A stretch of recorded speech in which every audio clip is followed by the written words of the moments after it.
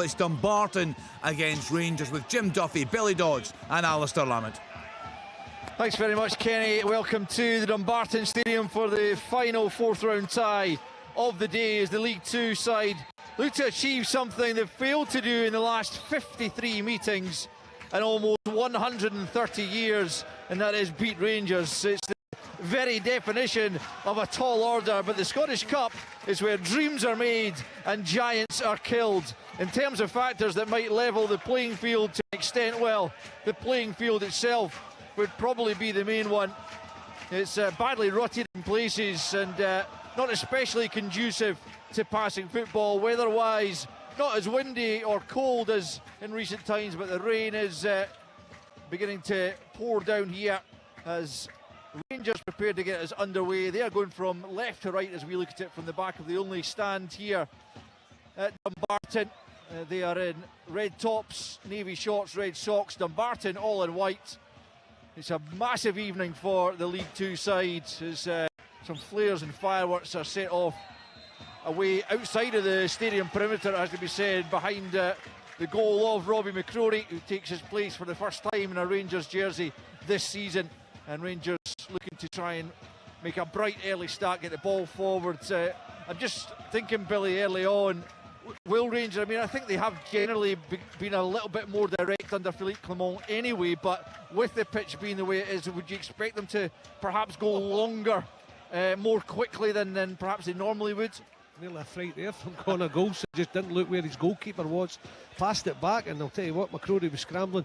Yeah, I think they've mixed it up pretty well, Al. I think that's the key to Rangers. When it's on to play, they'll play. And I still think, even though this pitch, they have the quality player out there who should be making passes, and I think more than two would be appropriate, even though Philippe Clement said that he doesn't expect two passes to be strung together. But they have mixed up pretty well. They have the quality player, so when it's on to play, they play, and when it's not on to play, they go long and direct and get up on it. It's a Dumbarton throw in left hand side, and down the left come Dumbarton. Just can't quite get the ball across goal. It was Michael Ruth trying to make life difficult for Connor Goulson as Tavernier gets the throw, and he takes it quickly across the penalty area to John Souttar, who quickly gets out to Yilmaz, whose future does appear to be in some kind of doubt, regardless of the fact that he's in again this evening, and Philippe Clement saying he's fully committed to Rangers just at the moment, but been lots of speculation about him and lots of speculation about that left back spot for Rangers. Here's Rascan getting out to the right hand side for Tavernier, and McCausland now, he won't get there first. It's knocked out of play, and it'll be a Rangers, actually it's come off a Rangers body lash, and it's gone behind for a goal kick. Jim Duffy, hugely important for Dumbarton that they stay as compact and solid as possible in these early stages and don't concede early on. Yeah, I mean, we say that about all the lesser teams, if you want to call that, against the big guns. Stay in the tie as long as you can. Obviously, you don't want to lose an early goal. That speaks for itself. And that's what Stevie Farrell, I'm sure, will be sending that message out. Make it very, very compact. Push Rangers wide if you can, and we'll deal with any crosses that come our way. In the early part of the game, that's certainly been evident from Dumbarton. But Rangers look as if they've got a good tempo about them. Yeah, here's Matondo coming down the left-hand side. He's got Yilmaz in support, midway inside the Dumbarton half. Yilmaz with the ball into the 6-yard box, headed away by Blair, who started the game at left back for Dumbarton, who are a little bit unsure, as we said, about how they would line up in that back four. And it's Blair at left back with Crichton and Shields as the centre backs. Here's Lundstrom for Rangers, midway inside the Dumbarton half, out to the right hand side for Tavernier. McCausland now at the edge of the penalty area, right hand side. Tavernier still in support. First time ball into the box, arriving is Cantwell, but he can't direct it and go behind for a goal kick. And after 3 minutes here, it's Dumbarton 0, Rangers 0. Yeah, I mean, Rangers done well there, getting it wide from them left to right, and the ball came across. John Cantwell coming with a late run. I think the man looks as if they're playing, 5 at the back, with a 5-3-2 or a 5-3-1-1. Again, trying to make sure they keep that central area with enough bodies in about it. If any balls do come into the box, that they can deal with it. And that particular occasion there, Todd Cantwell with the late run takes out all three central defenders, and I think he just shinned it really well wide. He should have done better for me. He goes with the wrong foot, Jim. He left foot. I mean, coming in from that right hand side, if he can get that right foot on it, open it out, he probably hits target. But he stumbled, gets the left foot on it, and just put it back where it came from. But it was an excellent chance for Todd Cantwell. Here's Suter bringing the ball up to the halfway line and trying the big diagonal out to McCausland. It's an ambitious ball. McCausland does well to even just keep it in, but he can't find a teammate with a header, and it's picked up at the back by Dumbarton as Blair plays it into Hilton, who got a late winner in the previous round, late in extra time it was to take them through. Rascan does well to find Tavernier, right hand side, sliding in there. Went Shields at the expense of our first Rangers corner of the evening on the right hand side, and an opportunity here to try and test the young and pretty inexperienced goalkeeper Harry Brown. It's a big evening for him as much as anyone. Yeah, I mean, James Tavernier does well getting into the bag, but Matthew Shields spent his youth years at Rangers, so he'll be looking to impress his former club. You can see the corner flag beginning to blow pretty strongly as Tavernier sends it in, and it's flicked away out to the left hand side, and the wind does seem to be blowing from this main stand side across the pitch. Stevie Farrell's got his wish, eh? Yeah, eventually. I thought it was actually quite benign when I arrived at the stadium, but it has picked up as I think I was here for 3 years, Alan. I don't think there was a day it wasn't windy, so I was amazed when they came down. But yeah, true to form, the wind and the rain are back in place. Here's Lindstrom out to Matondo, left hand side, looking to get a run in the team with Abdallah Sima away with Senegal and African Cup of Nations duty.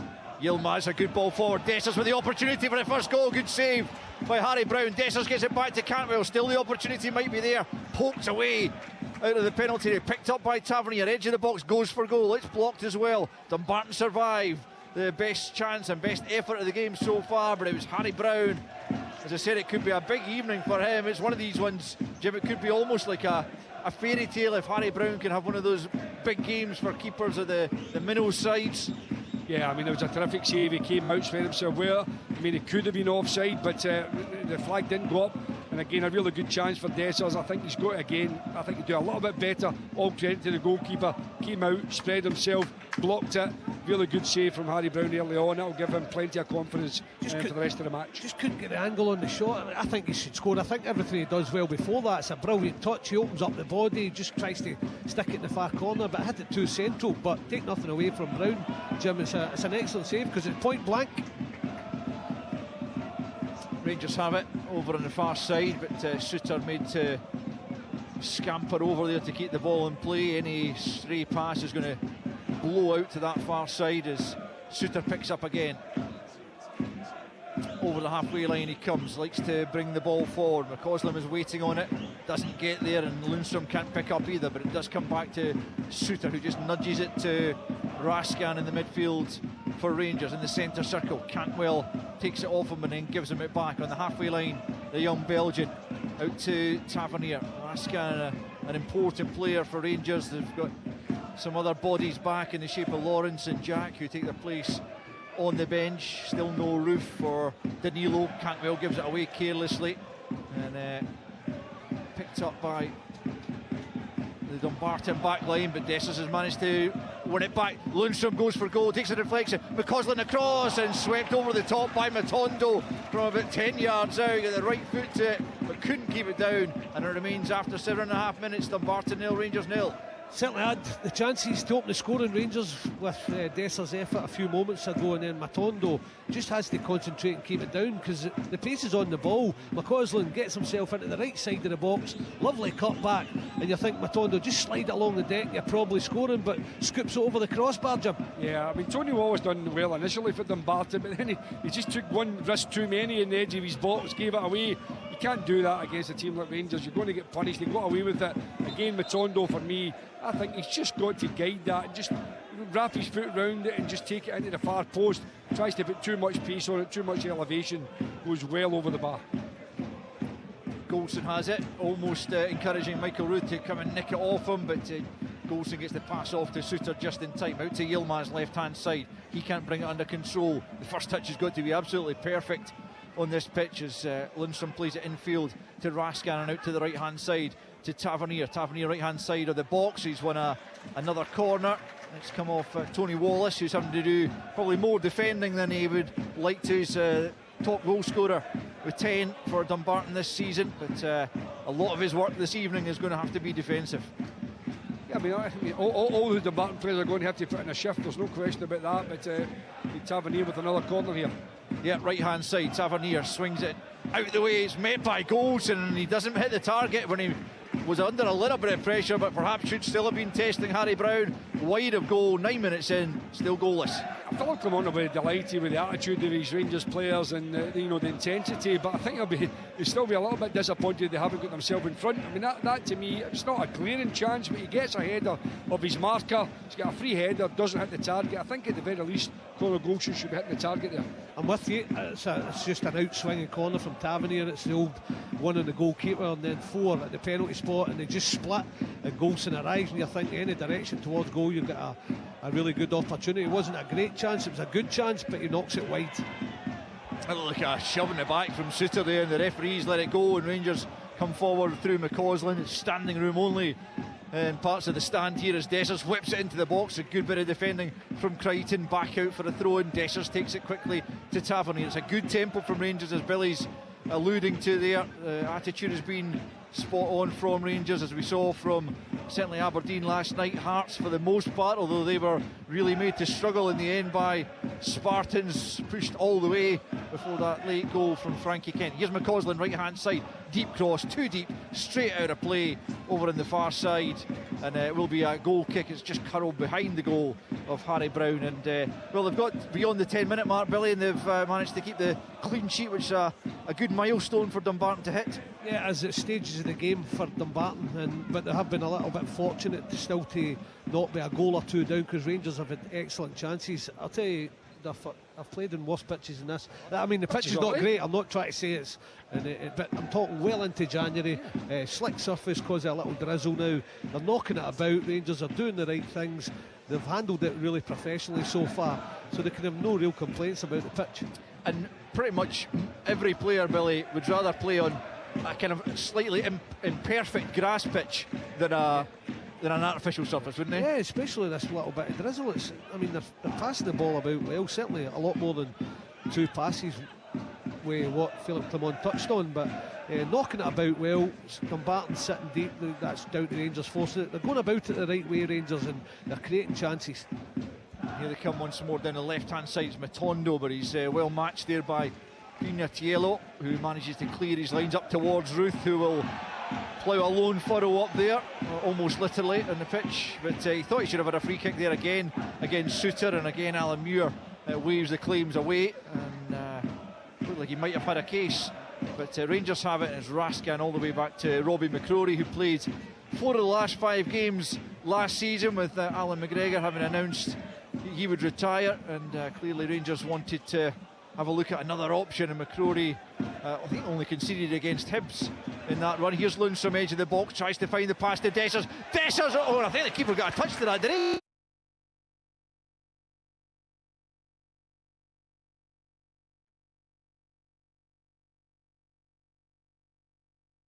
The Scottish Cup. This is the chance they've been waiting for. Cross court, come must be it. Live on Sports Sound from BBC Radio Scotland. You're listening to Sports on BBC Radio Scotland. Apologies for the drop-off there in the line from Dumbarton. Dumbarton 0, Rangers 0, 12 and a half minutes played in that game earlier. Spartans 1, Hearts 2, Airdrie 1, St Johnstone 0, Ayr United 3, Kelty Hearts 0, Bonnyrigg Rose 2, Falkirk 1, Forfar 0, Hibs 1. Forfar put up a great performance this afternoon. Morton 2, Montrose 0, Inverness Callie-Thistle 4, Broomhill 0, Kilmarnock 2, Dundee 0. 2 very early goals there for Derek McInnes's side. Livingston 2, Wraith Rovers 1. How big a win could that turn out to be for Davy Martindale's team in terms of protecting their top flight status, giving them some confidence from that game this afternoon, after they fell behind in that match. Motherwell 3, Alloa 1. Motherwell ahead early on there. Alloa equalised, but fairly comfortable for Motherwell in the second half in that game, and it finished Ross County 0, Partick Thistle 3. I've just heard the interview with the county manager, Derek Adams. Some really interesting and strong comments from him in that interview. We'll play that out to you a little bit later on Sports, and we'll try and get out to you at the close of play in this match. Dumbarton against Rangers. St Mirren fairly comfortable, only be at 1-0 victors over Queen of the South, but we heard from Emma Black, who was at that game, and said they were never really troubled Stephen Robinson's team there. So still playing Dumbarton 0, Rangers 0. Certainly a couple of early chances for the away side. Dessers had one that was saved. Cantwell had a shot blocked.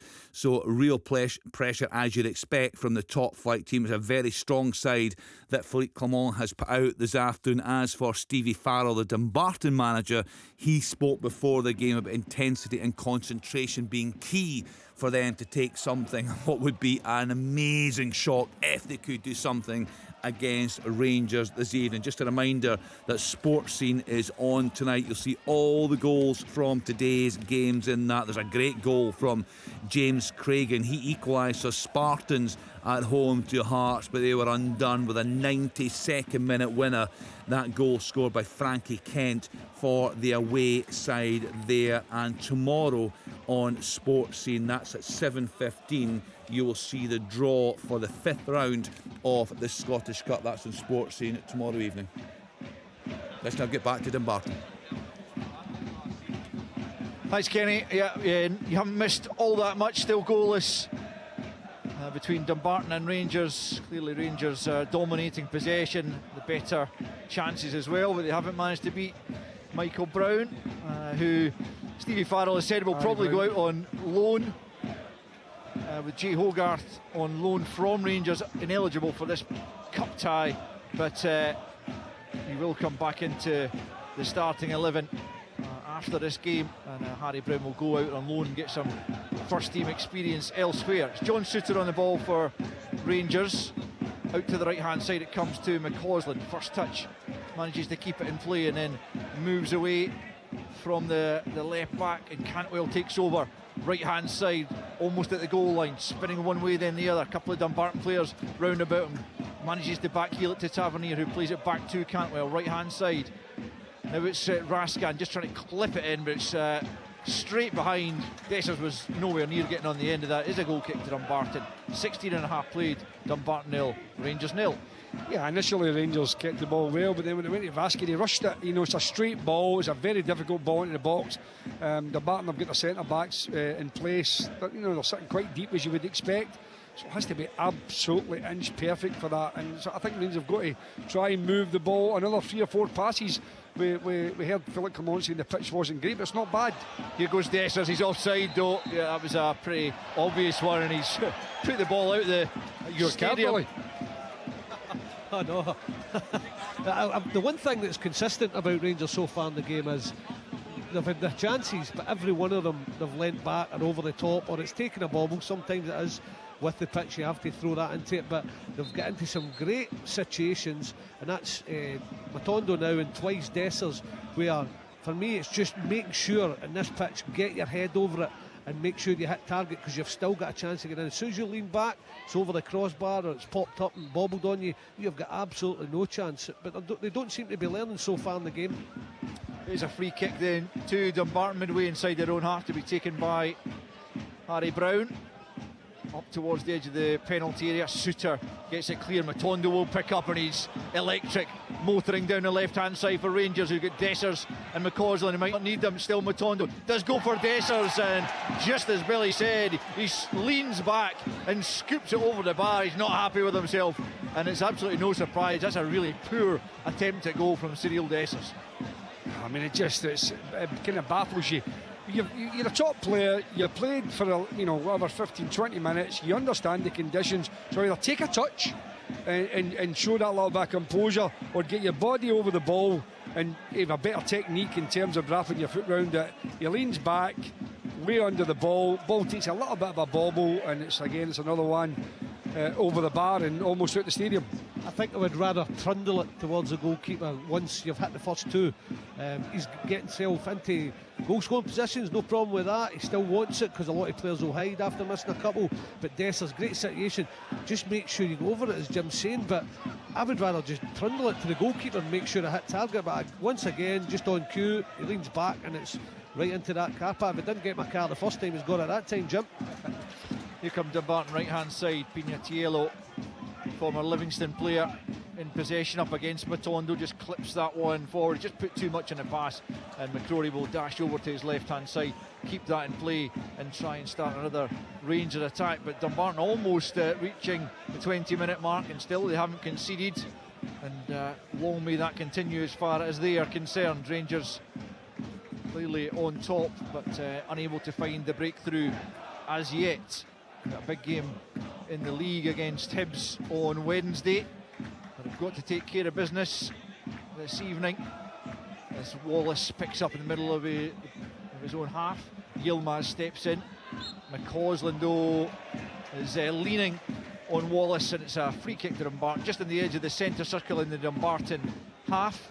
And Stevie Farrell, Jim, you would imagine will be pretty content with the way things are going. I'll be absolutely delighted. 0-0. I mean, his keeper's had one really good save. Rangers have missed a couple of kind of reasonable chances, but you know, they've not been under immense pressure.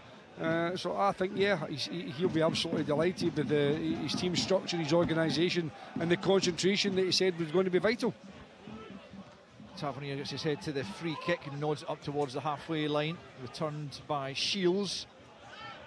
Ruth was just trying to nudge that into the path of Hilton and just unable to do so, and it's cleared by Rangers up to Cantwell, and now Matondo. Yilmaz is bombing ahead of him and he gets the pass from Matondo. Yilmaz across goal, big chance here, and it's smothered there by Michael Brown as a couple of defenders got in the way of the cross before Dessers could latch onto it, and Brown dives in it to thwart the danger. 20 minutes played here. Dumbarton 0, Rangers 0. I have to say, brilliant defender from Sean Crichton there. You know, he's absolutely full stretch, cutting that ball out. If he doesn't cut it out, looks as if Dessers got a tap in. Good play again, link up play from Rangers, Matondo and Yilmaz, but great defensive experience here from Sean Crichton. Certainly was. I thought the build-up for Rangers was brilliant though. Cantwell in the middle of the pitch, the delay to let Yilmaz get into the position, because he could have gone early and it was a foot race. He let Yilmaz gather up ahead of steam and get just the timing of his run was perfect. He put him in, the cutbacks there. Jim's right to talk about the defending. Throw into Dumbarton just down in front of us, left hand side for Dumbarton. It's going to be taken by Ryan Blair, who's as I say, playing at left back this evening, a pretty versatile player, and throws the ball down the left flank. Rascan gets his head to it, Cantwell picks up. You've seen a lot of the ball in these early stages. Now McCausland going down the right, blocked though by Blair. Tavernier picks up and tries to play that over the top. Dessers was thinking he was coming back from an offside position, doesn't move for the ball, and it's all the way through to Harry Brown, almost at the midway point in the first half. Still no goals at a very, very damp Dumbarton Stadium, as Brown launches it up towards the Rangers penalty. Golson gets his head to it. Malcolm though beats Cantwell. Lundstrom can't find a teammate, goes all the way through to Suter, midway inside his own half, plays it forward, rather aimless pass though, and it's picked up by Pignatiello, and then Dumbarton play 2 or 3 passes in the middle of the park, and Malcolm now flips it out to the left hand side. Good play from the League 2 side, 4th in League 2 in the last of the playoff positions at the moment, in their 2nd season back in the bottom tier. They're looking to at least be involved in the playoffs, as it looks like Steny are running away with the league title, as Matondo now picks up midway inside the Dumbarton half, comes in from the left, very wayward pass. McCausland does him a favour and comes back and keeps it in, but a terrible pass into the Welsh winger there, picked up now by Rascan, driving down the right channel, then gets it into the penalty area. Good header there by Shields, but it's high up in the air. Keeper's got a fist to that to try and help it clear. Picked up by Lundstrom about 30 yards from goal. Back into the area it goes. Not a great ball, but it does come back out to Cantwell. Thought about the shot, then nudges it to the side to Tavernier, who does likewise for Rascan. Right hand side, leaves it to McCausland, about 20 yards, 15 maybe from the byline. Back it goes to Cantwell. Cantwell now helps it into the area. It's not a bad ball. Matondo can't get onto it. out of the area it comes. Rangers still being frustrated, but that's a poor use of the ball there by Michael Ruth. Yilmaz tried a long-range effort, it was blown away, and it'll break almost to the halfway line for Suter, who comes forward down the left-hand side. Has to go back the way though to Matondo. Rangers looking for that breakthrough that would just allow them to ease further into the game, but McCausland picking up on the right-hand side now. Cantwell touches it to Raskan, just outside the penalty area. McCausland once more, right-hand side. Goes one way then the other, cuts it back to Tavernier, right on the edge of the box. Dumbarton with just about everyone behind the ball. Cantwell tries to lift it over the top there. Cantwell felt he was caught late as he played the pass. He's gone down, but Dumbarton have come clear. Alan Muir saw nothing wrong. And Dumbarton have it on the halfway line. It's Hilton out to the right-hand side. It's not a bad ball for Orsi. Orsi brings it down and Pignatiello is in support up against Yilmaz here. Into the penalty area it comes, headed away by Suter, helped on by Yilmaz, and then Matondo nudges it beyond his marker, but can't keep it, and Dumbarton have it once more on the right-hand side. Yilmaz holding them up for the moment. Now Gray, good bit of play down the right-hand side. Chance here for Dumbarton. Oh, it's a great save from McCrory to deny Michael Ruth inside the 6-yard box. He got to the near post, knocked it towards goal, and it was instinct from McCrory to push it away. Dumbarton coming within inches there of the opening goal. Again, what a brilliant save it is by McCrory, but great play from Dumbarton. Kept the ball, 6-7 passes, threw a cross in, picked up the second ball, kept the play going, got to the goal line, fired it across the goal. Ruth makes a great run across the face of the defender, gets a great touch there, and McCrory, magnificent instinctive save to keep Rangers at 0-0. Corner kick then from the right-hand side, curled in, but curled onto the roof of the net. Too much of an in-swinger that one, and the chance is gone, but Billy Dodds, Rangers got away with one there. Well, they did, and it was all down to the goalkeeper because it's point blank, isn't it? I think it was Pignatiello that got down the side and then cut it back, and Ruth catches it sweet as a nut from about, 6 yards at an angle, and it just hits off McCrory, whether it was intentional or not, but what a good save it is. Yeah, it's one Jack Butland would have been proud of, that one, making himself big at the near post. Robbie McCrory to preserve the clean sheet, and so it's still 0-0 with 25, almost 26 minutes played. Here come Rangers looking to respond to that. McCausland plays it off Blair. It will be a corner kick down the right-hand side. And what a story that would have been if Dumbarton had managed to take the lead here against Rangers. Well, it's been all Rangers hasn't it? But I mean, that's an excellent opportunity. You always get one. Dumbarton are playing so narrow, aren't they? They've decided to sit deep, narrow, and just leave the wide areas and just try to defend crosses. Corner kick then to be taken by Tavernier, right-hand side, into the 6-yard box. Brown just flaps it away. He does enough. It wasn't particularly conventional, but did the business, and then Dumbarton can try and come forward. Yilmaz, though, is there to help it back forward. Dumbarton clear their lines again. Suter wins it midway inside the Dumbarton half, but Dumbarton pick up as Hilton helps it forward. Goldson and McCrory have just got to talk to each other there, and McCrory says, leave it to me at the edge of his box, and gathers it up and immediately bowls it out to Raskan. Raskan up to the halfway line. I'm sure Philippe Clement would welcome a goal just to slightly ease any nerves in there, and Dumbarton have shown that given the opportunity they can cause a threat themselves. Here's McCausland, right-hand side, coming up towards the edge of the penalty area, back to Lundstrom. McCausland once more, Northern Ireland international, into Dessers, gets it back to McCausland, and now Lundstrom again, plays it square to Raskan, midway inside the Dumbarton half. Dumbarton shuffle across to try and close down the spaces, as they've done pretty well so far. Raskan trying to find a gap. Dessers is in here, goes round the keeper, but he's taking it too wide. What can he do here? He's left-hand side of the 6-yard box, tries to cut back, can't find a teammate. Comes to Lundstrom at 25 yards out. Now Tavernier. Tavernier first time ball in towards the back post. Dessers tries the acrobatic and makes a real hash of it. Matondo can't keep it in on the left-hand side. Cyril Dessers is having one of those evenings. Yeah, I think he's a little bit Marmite at this moment in time for the Rangers fans, isn't he? His movement's good, he works hard for the team, but in the clinical moments he just seems to lack that little bit of confidence or belief that he can put the ball in the back of the net on a more regular basis. Again, I mean, there wasn't an outstanding chance, but I think a player at a top level you would expect to at least, again, making the goalkeeper work, but his touch was a bit heavy and went wide, and eventually, as I said, they gift away possession.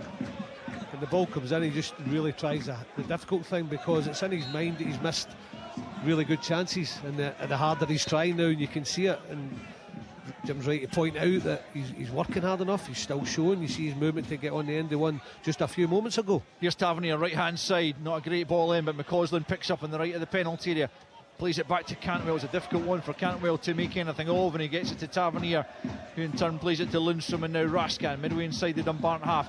Raskan, who had that ball for Dessers a minute ago, that one breaks back to Matondo, who blazes well high and wide, and we're approaching the half-hour mark, and still there are no goals here in Dumbarton. Dumbarton 0, Rangers 0.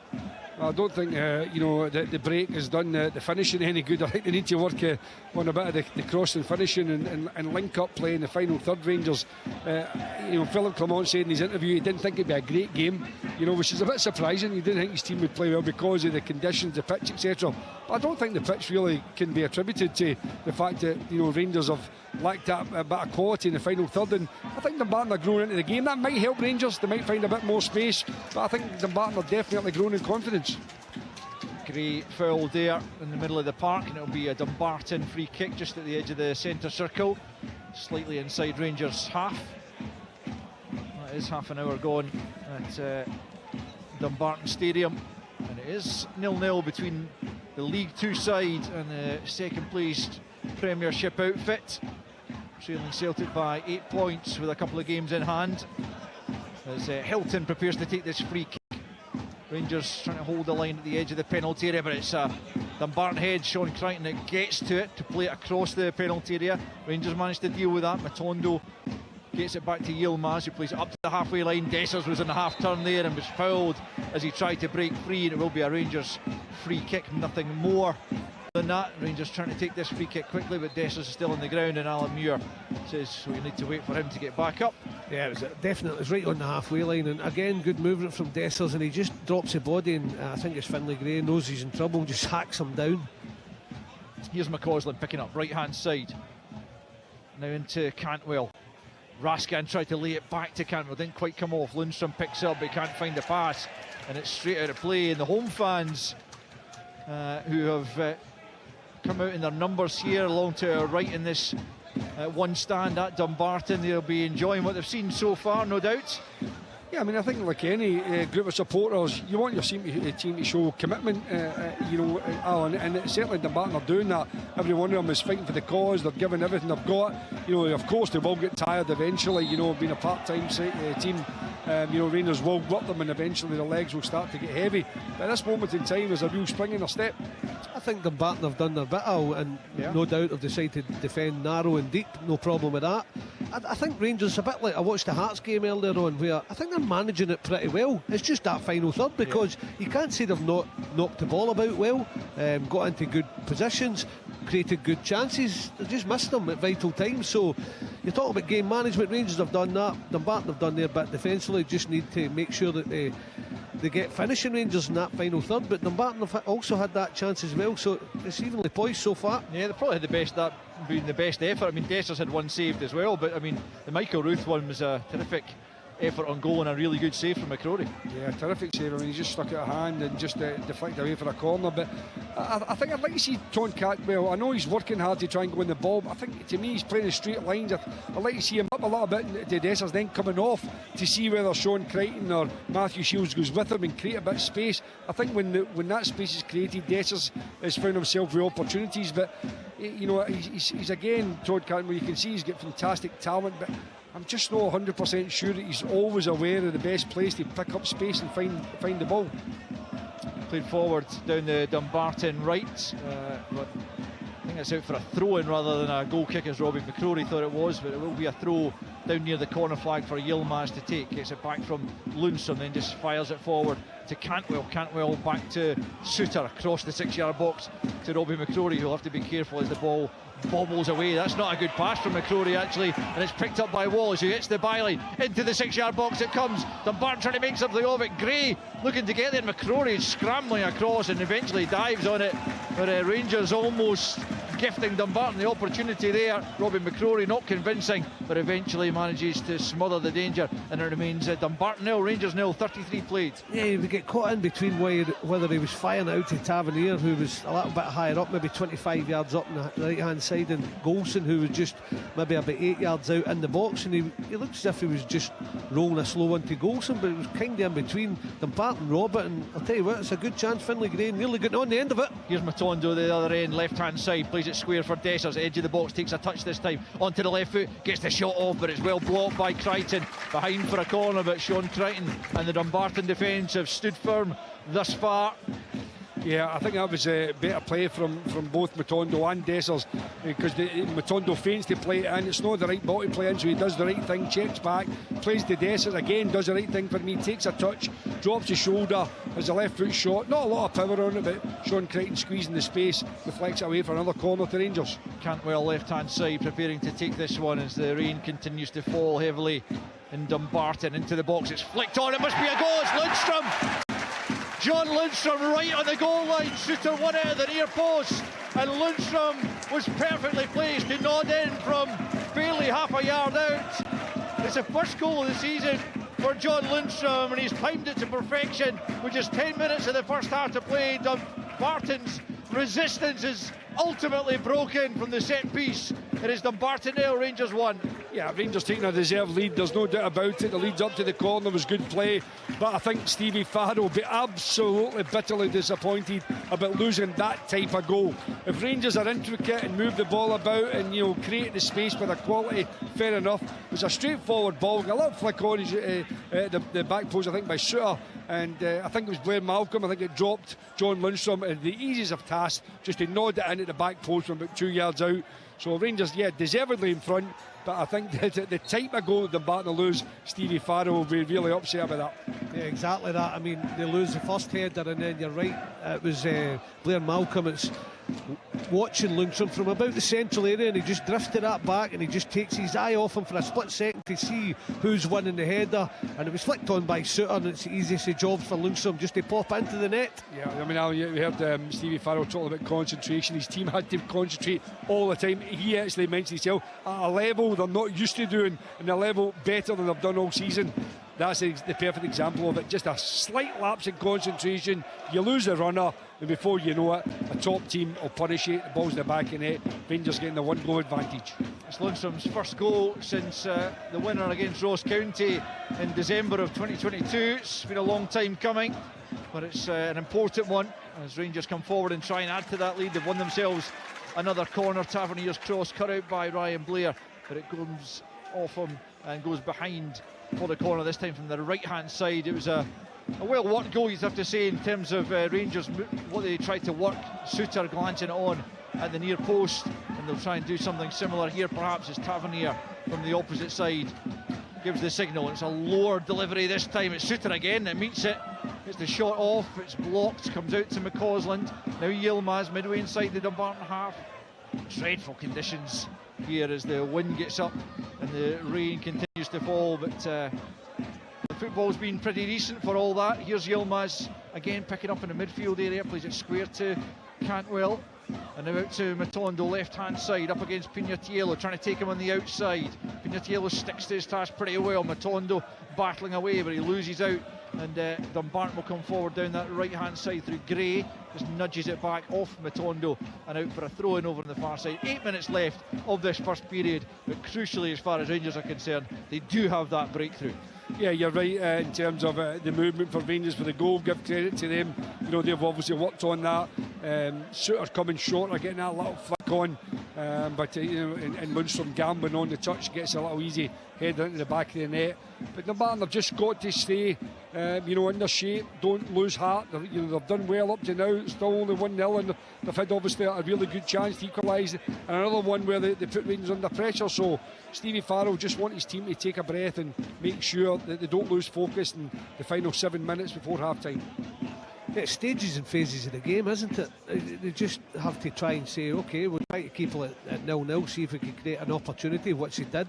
And now it's just dig in, keep it one. You never know, and if we get to maybe that final 15 minutes 1-0 down, we can have a little go. That's all Dumbarton will be thinking about now.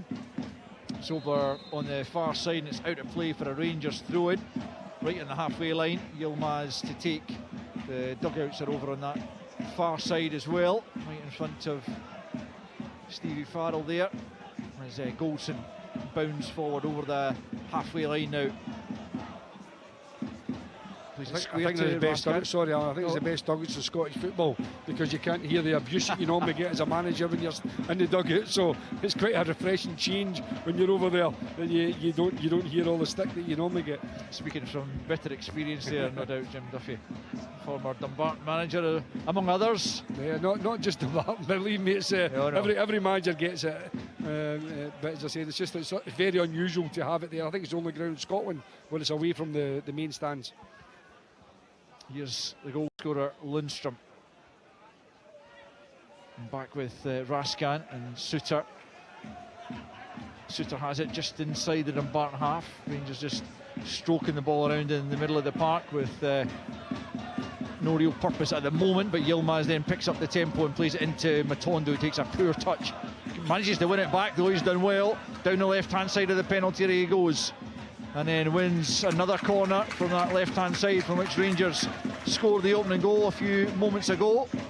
Yeah, they gave it away cheaply, didn't they, Dumbarton? They've got to try and keep it, and when they have done in the game, they look as if they can get up the pitch and maybe be a threat on the odd occasion, but they gave it away cheaply. But it was a good reaction from Pignatello. He got back and he dropped across for yet another Rangers corner.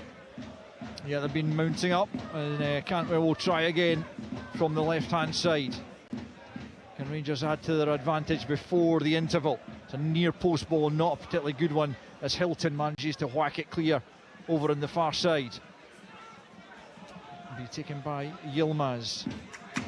Borna Barisic on the bench this evening. His contract's up at the end of the season, and he looks like he'll be departing. So Rangers have a bit of a puzzle to solve in terms of the left-back situation, as Raskan gets it to Tavernier, and that's a good ball into the back post!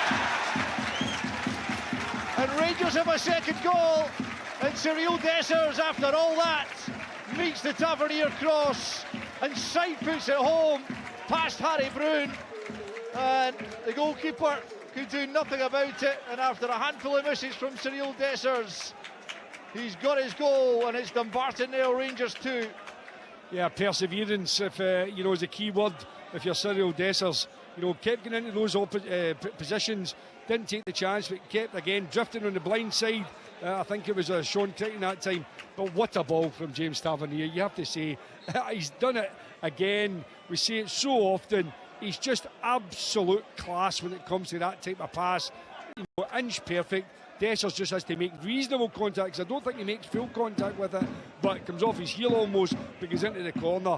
But for me, again, it's down to the captain, James Tavernier, with that quality of pass.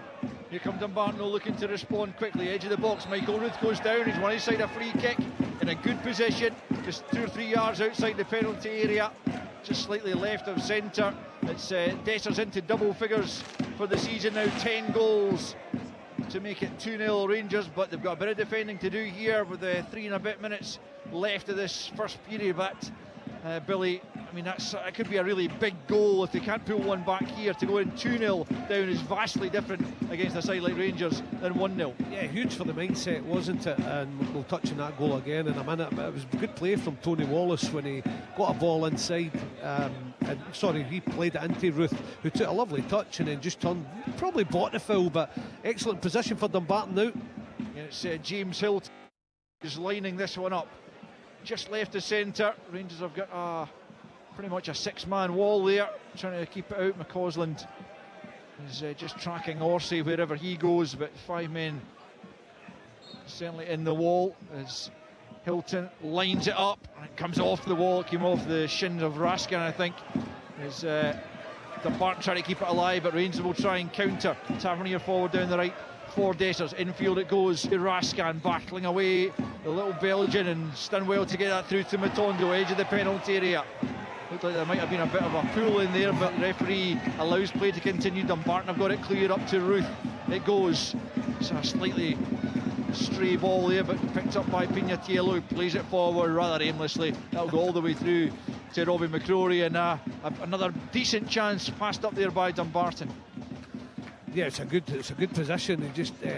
He just never caught the free kick sweetly enough. It just low and into the wall. It was too cheap from Dumbarton's point of view. Definitely Matondo though. Matondo again trying to make some headway down the left hand side, but he's stopped in his tracks once more. Dumbarton clear their lines up to Ruth, but he get a hold of it. Going back to the goal, I mean, it's we talked about it, the delivery, and yeah, he's done it so many times, but the shape of the ball had to be perfect to find Dessers, and finally he learnt his lesson, because you can see, I'm not going to take this and lean back in this, I'm just going to make sure I'm over it, and even if I miss hit it, it's a chance of going in. And that's exactly what happened. He just got the heel on it, it trundled into the net. So if you keep trying, you'll eventually get your rewards, and that's exactly what happened to Cyril Dessers. I think 10 goals is a good return, Al. You know, I mean, considering the fact that, you know, he's not every game. Obviously, he's the Danilo one in front of him, and you know, game of Roof's come in when he's been fit. So you know, he said that I think for starts and stuff like that, it's a reasonable return. Yeah, he misses quite a few, but as Billy says, never shies away from it, never hides from the responsibility of going in there. Yeah, he does seem to have a good attitude, doesn't he? Here's Raskin playing it forward for Cantwell out to the right hand side for McCausland. Can Rangers get a third before the interval? It's off Shields at the near post into the side netting, and another Rangers corner. They've got to be into double figures for corners in this first period. They have been the dominant side. They survived one particular scare, but they've got a couple of goals. The Scottish Cup. This is the chance they've been waiting for. Cross goal, it comes, must be it. Live on Sports Sound from BBC Radio Scotland. The sound of winter in Glasgow is the sound of Celtic connections. The Folk, Roots and World Music Festival transforms the city. Musicians from around the globe and across the country come together to light up the dark nights. BBC Radio Scotland is at the heart of it next week with the Key Sessions. There's music and conversation on the Burnsday edition of the afternoon show. Exclusive performances on travelling folk. And a great night of dancing on Take the Floor. BBC Radio Scotland at Celtic Connections. Starts Wednesday night at 8. Please welcome to the Key Sessions, King Creosote. Listen on BBC Sounds. You're listening to Sports Sound on BBC Radio Scotland. Apologies, the line has dropped again. Dumbarton against Rangers. Dreadful weather out there this evening. Tom English is still alongside me in the studio. Rangers had a scare, a great save from Robbie McCrory on 25 minutes from Michael Ruth, Tom, but they're absolutely cruising now as the half-time whistle has just gone. Yeah, like they're turning the screws, as you'd expect. Look, the conditions are difficult. But that second goal kind of, I think, puts it to bed. Dessers, great cross from Tavernier from the right. Yet another assist for Tavernier. A 10th goal of the season for Dessers, a man we've spoken an awful lot about. 10 is not bad, you know. I mean, it's not, you know, prolific, but it's decent for a guy we've criticised quite a lot. So 2-0 at the break. It's looking good for Rangers. Yeah, as we can hear our commentary in my back. You there, Al? Yes, Kenny, I'm back. Apologies for that. Yeah, that's half-time. Half-time in the game, and Rangers do go in with a 2-goal advantage. Hasn't been wholly convincing, certainly in terms of their efforts at goal, but eventually found the goal-scoring touch after 35 minutes. It came from a corner kick. Todd Cantwell from the left-hand side, sending it in near post. John Suter just peeled off his marker, glanced it towards the back post, and John Lindstrom almost right on the goal line to nod it in for his first goal of the season, first goal since December of 2022 to make it 1-0, and then 6 minutes later it was a Tavernier delivery from the right hand side, and Cyril Dessers, who'd passed up a few opportunities, he'd been denied well in the very early stages by Harry Brown, but he got his goal on the volley, side footing it past Brown and into the back of the net. Rangers have had clearly most of the opportunities and play, but they survived a shock of their own at the other end as Michael Ruth got the end of a good ball in from the right hand side, and it required a terrific instinctive Robbie McCrory save at his near post to keep the scores at 0-0 at that particular point. Then Rangers went on to get their couple of goals, and you would imagine the cup tie is already beyond Dumbarton, who have given a good account of themselves but do go in at the break with the scoreline Dumbarton 0, Rangers 2. Thanks to Alistair Lamont and the team there. Full second half commentary to come. Tom English alongside me in the studio, Billy Dodds and Jim Duffy alongside Al there in Dumbarton. From a Rangers perspective, Billy, a fairly professional, comfortable first half performance, and also just Tom was talking about him there when you guys just dropped off. Your assessment of Cyril Dessers as a striker?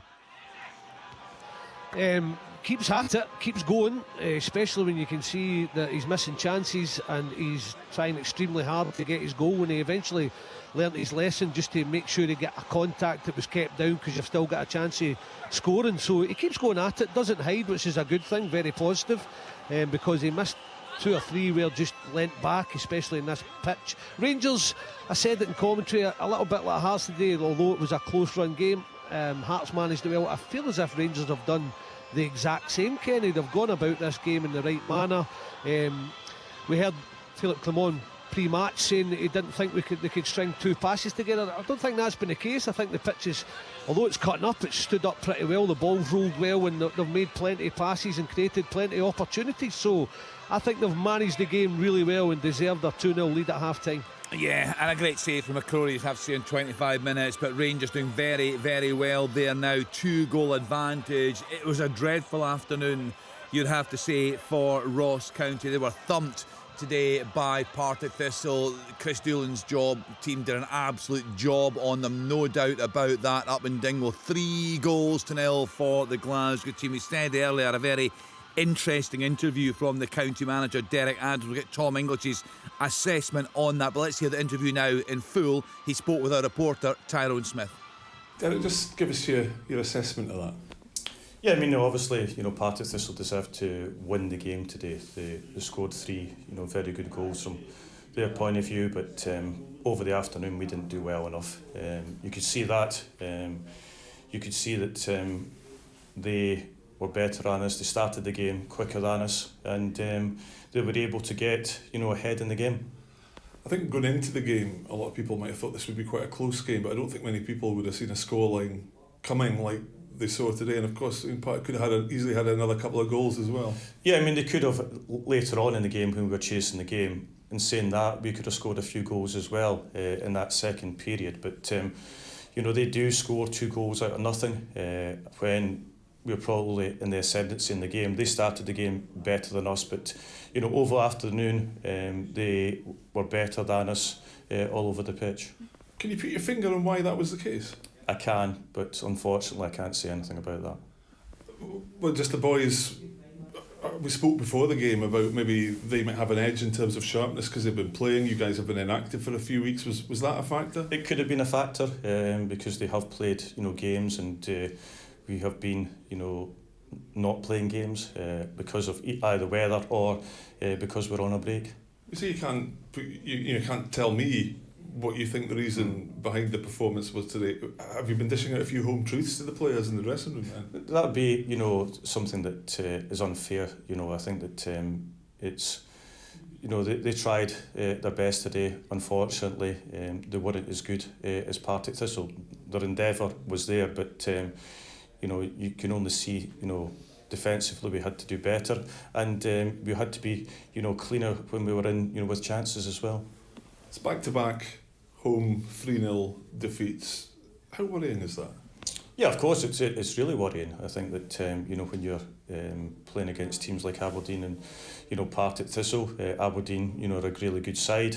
Partick Thistle from the Championship, and the boys, you know, are feeling it in there. They're really disappointed, and quite rightly, you know, they're embarrassed because they've been beaten by a Championship side today. But that's happens. You know, I've been here as a third division side putting out a Premier League team. It happens in the Scottish Cup, but today Partick Thistle, you know, were better than us. We spoke before the game about this being an opportunity perhaps to get a result that would ignite the season. I guess it's the reverse that's happened today. I mean, what kind of impact or fallout could there be from a result like this going forward? It's going to be quite difficult to lift the boys' heads back up. Yeah, I mean, that's the players. You know, the players have got to do that.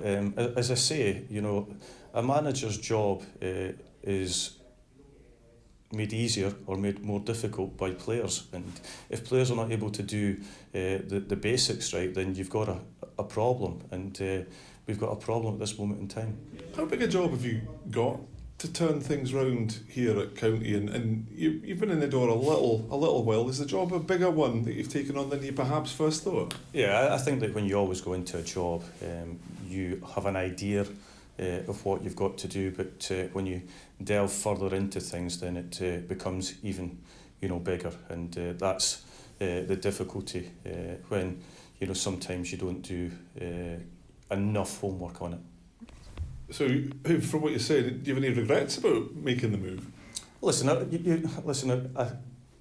look at it and I think that, you know, we've got players in this squad that should be doing a lot better. You know, if you look at it, what the budget is and what the team has spent, we should be doing a lot better than we are. But at this moment in time, there is no consistency to the performances. The players have all had opportunities. Nobody can say they haven't had an opportunity. They've all had it. And, you know, I think that's not just this season, last season as well. Because what you're saying, people listening to you might be thinking that if you'd done a bit more homework and seen what you would have to work with you, that you might have actually had second thoughts about coming here. Yeah, I think you've got to look at that, yes. You know, I think that, you know, if you looked at, you know, some of the basic things or not so basic things and delved, then, you know, there's a lot of things that need to be improved. Like what? Listen, I'm not going to delve too much into it tonight. You know, I think, you know, that would be, you know, not, you know, professional of me. How confident are you that you will be able to turn things around and get things moving in the right direction? Yeah, well, we're going to, you know, have a look at things, and, you know, we'll have, you know, the weekend to think things over and then take it from there. So the Ross County manager Derek Adams there after the 3-0 home defeat to Partick Thistle in the Scottish Cup this afternoon. Tom English alongside. We'll bring in Billy Dodds and Jim Duffy to get their thoughts. I have to say, an excellent interview from Tyrone Smith there, just getting everything out of the county manager, Tom. He's clearly very, very unhappy. What do you make of what he had to say this afternoon? Yeah, I think it was very interesting when Tyrone asked him, do you have any regrets about coming here? He didn't say no, I don't have any regrets. He just started talking about, I look at the players should be doing a lot better. They've all had opportunities. And then Tyrone asked him, that sounds like you're having second thoughts about it. And he didn't say, no, I'm not having second thoughts. Mm-hmm. I'm committed to this. He says, you've got to look at it. And he kind of said yes, to not directly, yes, I'm having second thoughts, but he kind of... That's what you take from it. Allowed you to form the opinion that he was having second thoughts, whether he is or not. He allowed that opinion to be formed. I thought the whole thing was pretty odd, but, you know, they've lost 3-0. They're 3-0 down after 54 minutes. They've been played off the park. And it's a sore one, and it's on the back of a number of sore ones, and he doesn't sound like a happy man. How could he? But he sounds like pretty thrawn at the moment. Jim Duffy, Billy Dodds, both experienced managers. What did you make of what you've just heard from Derek Adams?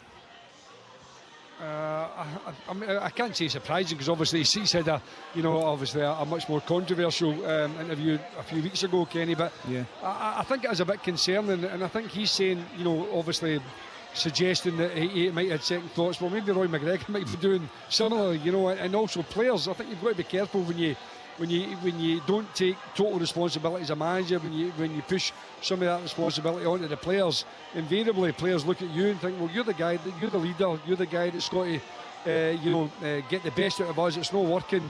Again, invariably, it's the manager that suffers because of that. So, yeah, he's an experienced manager, so it's not a novice, it's not a naive things. He's obviously understands completely what he's saying and when he's saying it. As Thomas said there, normally you would just go out and put that to bed straight away. Absolutely no regrets. I'm going to turn this around. I'm going to be making sure that we do things a lot better. All of those kind of positive things, but there was no suggestion of that from Derek. So yeah, it'll be interesting to see what happens over the next few days. I think, Kenny, I think he waits for you, Tom, and I to be on the programme at night time before he comes out with his statements. Oh, I know, it was a belter a few weeks ago, wasn't it? I'll tell you one thing, right? The first thing I would say is, Derek has said I should have done my homework better, and you heard Tyrone then saying, what, in coming here? And he said yes. So he's answered that, and I'm thinking, wow. The one thing he has taken tonight, and I know Roy well, is, for me, Derek's taken a huge gamble, because I don't think it sat well, probably with the players, with Roy. The last time he came out with a statement about how poor the product is, and I think he was miles off it. But certainly tonight, I think he's taking a huge gamble with coming out with things like that. With the fans as well. I mean, fans, players. I've taken a gamble coming here. I nearly, luckily, this kind of bench is in front of me here at Dumbarton. I think we would have rolled off the terracing. I'm staggered by Derek coming out with things like that. He's doing his best to talk his way out of a job for me. That's where he is. Yeah, that does sound like it, Dudsy. Early on in the interview, he said, look, I can't say anything about that in terms of did he dish out some home truths in the dressing room. I can't say anything about that. And then he later on says that would be unprofessional of me. But he also says the players have to do it. If the players are not able to do the basics right, you have a problem. And we have a problem at this moment in time. So, he's being honest. No, he's clearly trying to get some sort of reaction. Yeah, he is. He's speaking his mind, and I'm all for that. I think speaking his mind is great, but having spoken his mind, you have to analyse his words. And this is a manager who sounds really, really unhappy. Yeah, you can get a reaction, okay. It can go both ways. The players can say, okay, we'll show you, or you can get a reaction where the players down tools on you, and that's the gamble he's taking. You can also get a reaction from your chairman, and you can also get a reaction from the fans. So he's thrown it out there. No problem with that. Some people call it honesty. I'm not so sure all the time it's been. I don't agree with him with the product up here, as we talked about last time in the show. But there's one thing tonight again that Derek has taken a huge gamble. Outspoken, but a huge gamble taken for me. Listen, you see it all the time. We just seen it with Troy Deeney just recently, when he had a go at his players and lost his job. And it doesn't matter if it's an experienced manager or a novice manager. When you start to pass the blame on to the players will look around and think, wait a minute, it's no all down to us. I think a manager has to go out and take responsibility. When you have a good result, Tom and Kenny, Billy will tell you, you go in, it's the shortest team talk at the end of the game. Well done, boys, great. Season Monday, or if you get them Monday, season Tuesday, brilliant. The boys are all buzzing. Let them enjoy it. If you don't, you're in there longer. So for me, when you're a manager, you take that responsibility. You say, listen, I will take that responsibility. I'll take the heat off the players. It's down to me. And it just seems to be at this moment in time he's in a place he doesn't want to be, and he's saying things that would suggest that either the owner makes a decision or he'll make a decision that it wasn't the best for both parties. And as I said, it'll be interesting. I think over the next few days there'll definitely be another form of statement somewhere along the line from Ross County. There's a number of things in that interview that made me wince, and one of them was they tried their best. That was... The guys are right. There is going to be more to come on this. A really powerful interview. Guys, we'll get back to you. Second half comments to come. Dumbarton against Rangers. As I say, there will be more fallout from this one, no doubt at all. Strong words this evening from the Ross County manager, Derek Adams, following the 3-0 thumping by Partick Thistle in the Scottish Cup. It looks like Rangers will be in the 5th round draw. That is tomorrow on Sports Scene from 7:15 tonight. Let's then get back to their game against Dumbarton with Jim Duffy, Billy Dodds and Alistair Lamont.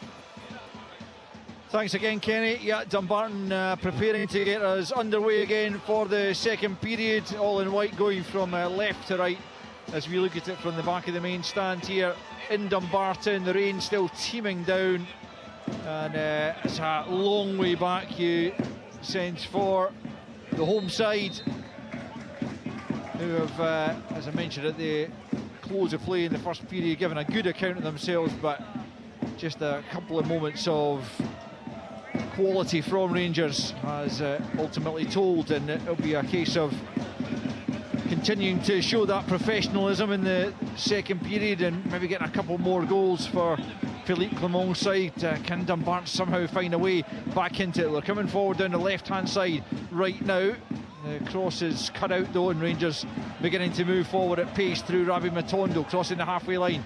Blair Malcolm struggling to stay with him. Matondo trying to go through a space between Malcolm and Crichton, and then tries to curl one in towards the far post. It takes a touch, and it will be an early second half corner for Rangers. Really good play from Matondo, just couldn't quite find the finish. Brilliant play from Rabi Matondo there. You know, I mean, he's picked the ball up midway inside his own half. He's run fully 60 yards with it. He skipped past Malcolm. He skipped inside Crichton, who got a little ricochet, which managed to hold him up a little bit, and then eventually he's trying to bend in the far corner, and it's been deflected away for a corner, which will be taken on the right-hand side by James Tavernier. Runs are made to the near post. Goldson's trying to get in there, but Crichton did just enough to hold him up. Lundstrom gets it back out to Tavernier. Ruth's with him. Back to Lundstrom, who opened the scoring. Now it's Yilmaz, midway inside the Dumbarton half, takes a few strides and then goes for goal, but he's well over the top. The ball clearing the perimeter fence, and it remains with a minute and a half gone at the start of this second period. Dumbarton 0, Rangers 2.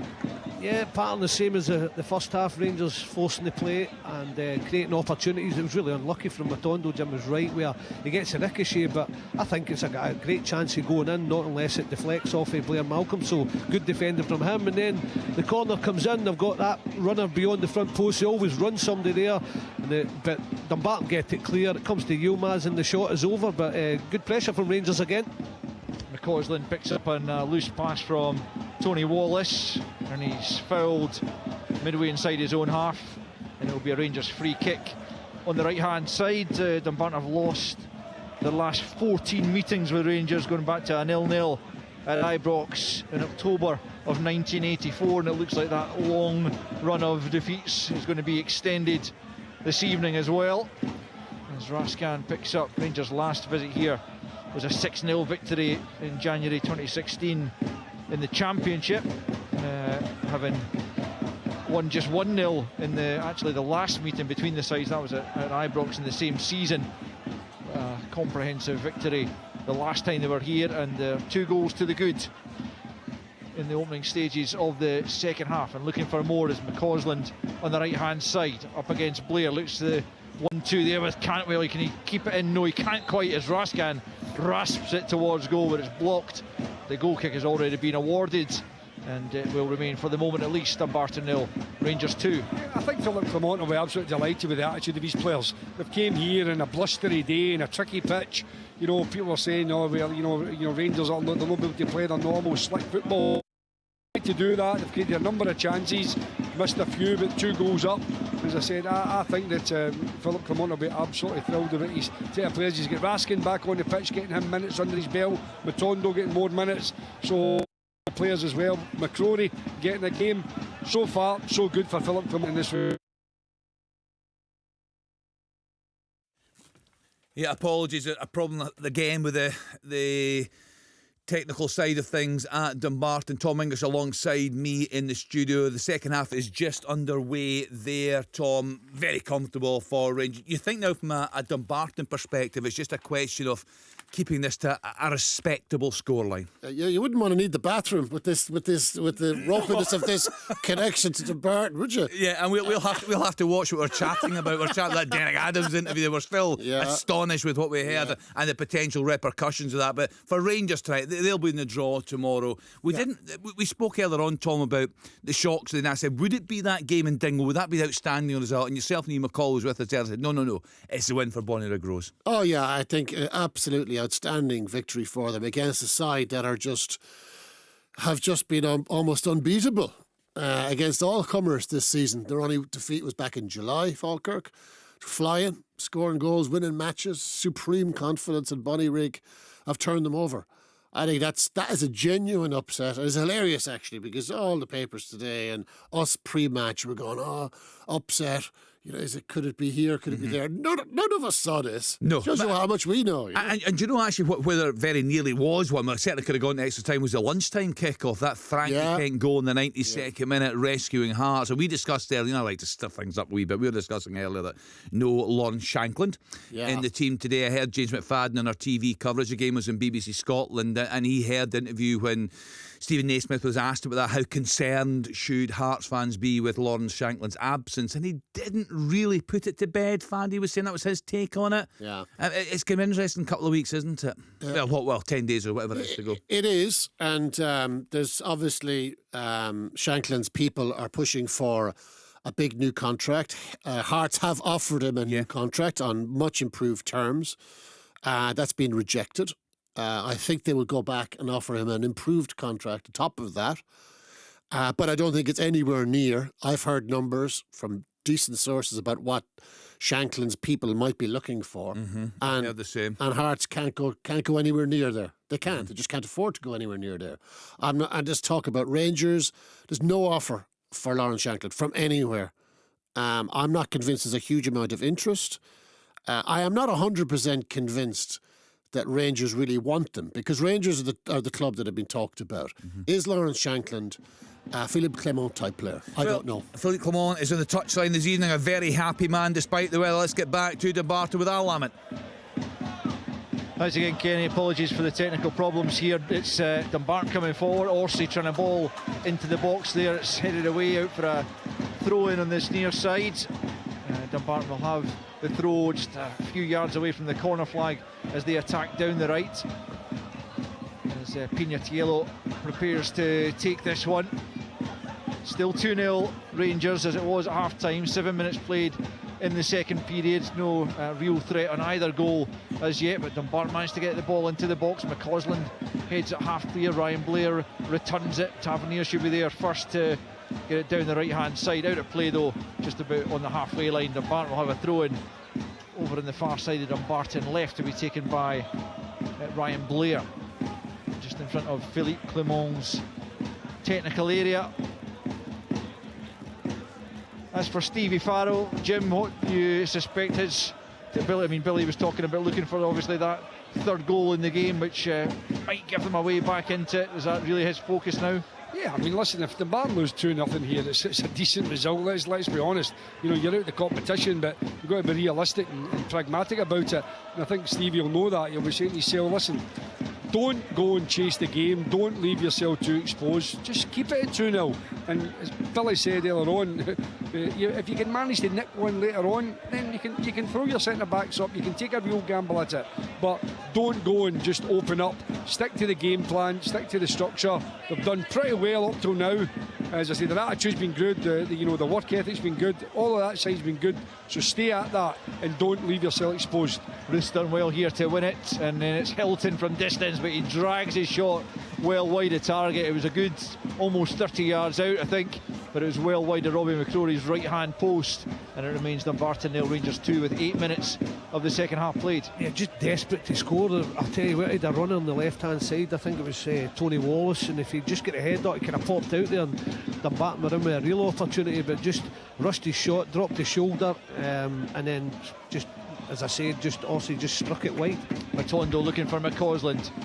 Couldn't quite jaunt it though, and Ryan Blair as well to just see it out of play over on the far side for a goal kick to Dumbarton. Rangers looking to join Aberdeen, Hearts, Airdrie, Ayr, Bonnyrigg, Hibs, Morton, Cali Thistle, Killie, Motherwell, Partick Thistle, St Mirren, Livingston in the fifth round draw. Celtic Buckie to come tomorrow. Highlights of all today's games on Sports Scene tonight, 10:30 on BBC One Scotland. That should be a cracking watch. You'll see the goals from this one on that as well. I think as long as Dumbarton don't lose a goal in maybe the next 5-10 minutes, they'll keep fighting away. If you lose another one, you can knock the stuffing out of you, and all of a sudden it just seems an unbelievably difficult day, and Rangers could run out an extra few goals. But at the moment, there's no sign of it. Dumbarton are still working hard, they're still organised, although Rangers, as you would expect, dominating possession. Yeah, promotion from League Two, you would imagine their priority this season. Playoffs look their best bet. They're just a point behind Spartans at the moment, 8 above Bonnyrigg, so they're well placed, although that's a fabulous result for Bonnyrigg against Falkirk in the Scottish Cup today. That'll lift their confidence for the rest of the season, no doubt. Here's Tavernier on the right hand side for Rangers, back to Raskin with the low ball in to Dessers and gets it back once more. Now it's Lundstrom with the side foot effort from just outside the penalty area, blocked away, and Dumbarton get their lines cleared up towards Ruth, having to go back the way. It's given it away though to McCausland, right hand side for Rangers. In steps Ryan Blair, hacks it away but only as far as Tavernier. Now it's Dessers, right hand side of the box, tries to cut it into the penalty area, straight at Hilton, comes off Tavernier as he tries to clear. Goldson picks up just outside the penalty area. McCausland now can't get the ball beyond the first defender, and it's ricocheting all about the place. Raskin picks up on the halfway line to try and bring a bit of composure to the game. Out to McCausland, right hand side, low ball in this time. Dessers trying to help it on. It was Tavernier in there as well, playing very advanced as eventually Dumbarton play the ball up to the halfway line. It's a good bit of control there from Michael Ruth, but well watched by Goldson, and it breaks all the way back to Harry Brown in the Dumbarton goal. Edge of his penalty area. We've played 11 minutes in this second period, no further goals. Dumbarton 0, Rangers 2. A wee bit frantic there, Duff. I mean, it was like football, pinball in the box. Eventually they get it up.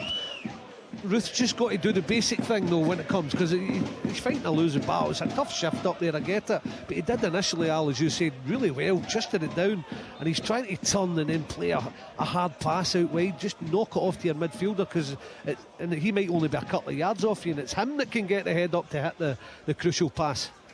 3 changes coming here for Rangers, and it's Ryan Jack is going to be one of them. Looks like Tom Lawrence over there as well. And Borna Barisic is also going to come on. Ridvan Yilmaz departing, as is Nico Raskin. And Todd Cantwell also sauntering over there. Looks like he is making way. So 3 Rangers changes as Philippe Clement looks to get a few minutes again back into the legs of players who have not had a lot of action in recent time.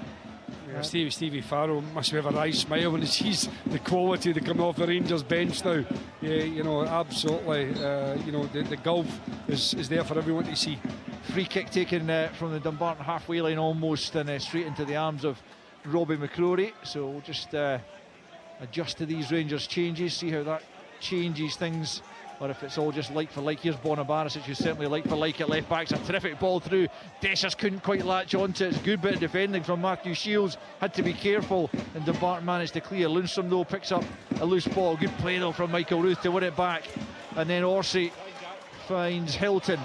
Forward they come through Gray. Gray though can't quite get the better of Conor Goldson, but Dumbarton at times have played really well. Some of the football has been excellent, as McCrory does well though to find McCausland in. McCausland tries in turn to find Dessers. He just put too much on the pass, and Dumbarton will surely be able to get their lines clear as Pino Thiel plays it up towards the halfway line, but in steps Suter, and it's back with Lundstrom, left hand side. Barisic has been a terrific servant for Rangers, but it does look like his time at the club will come to an end probably in the summer when his contract comes to an end. Dinamo Zagreb is one of the clubs that's been linked with him a lot over the last few months. Here's Lawrence finding Tavernier, who's well advanced. The communication breaks down between him and Matondo though, and it's out for a throw-in on this near side. The Dumbarton right about 15 yards away from the corner flag.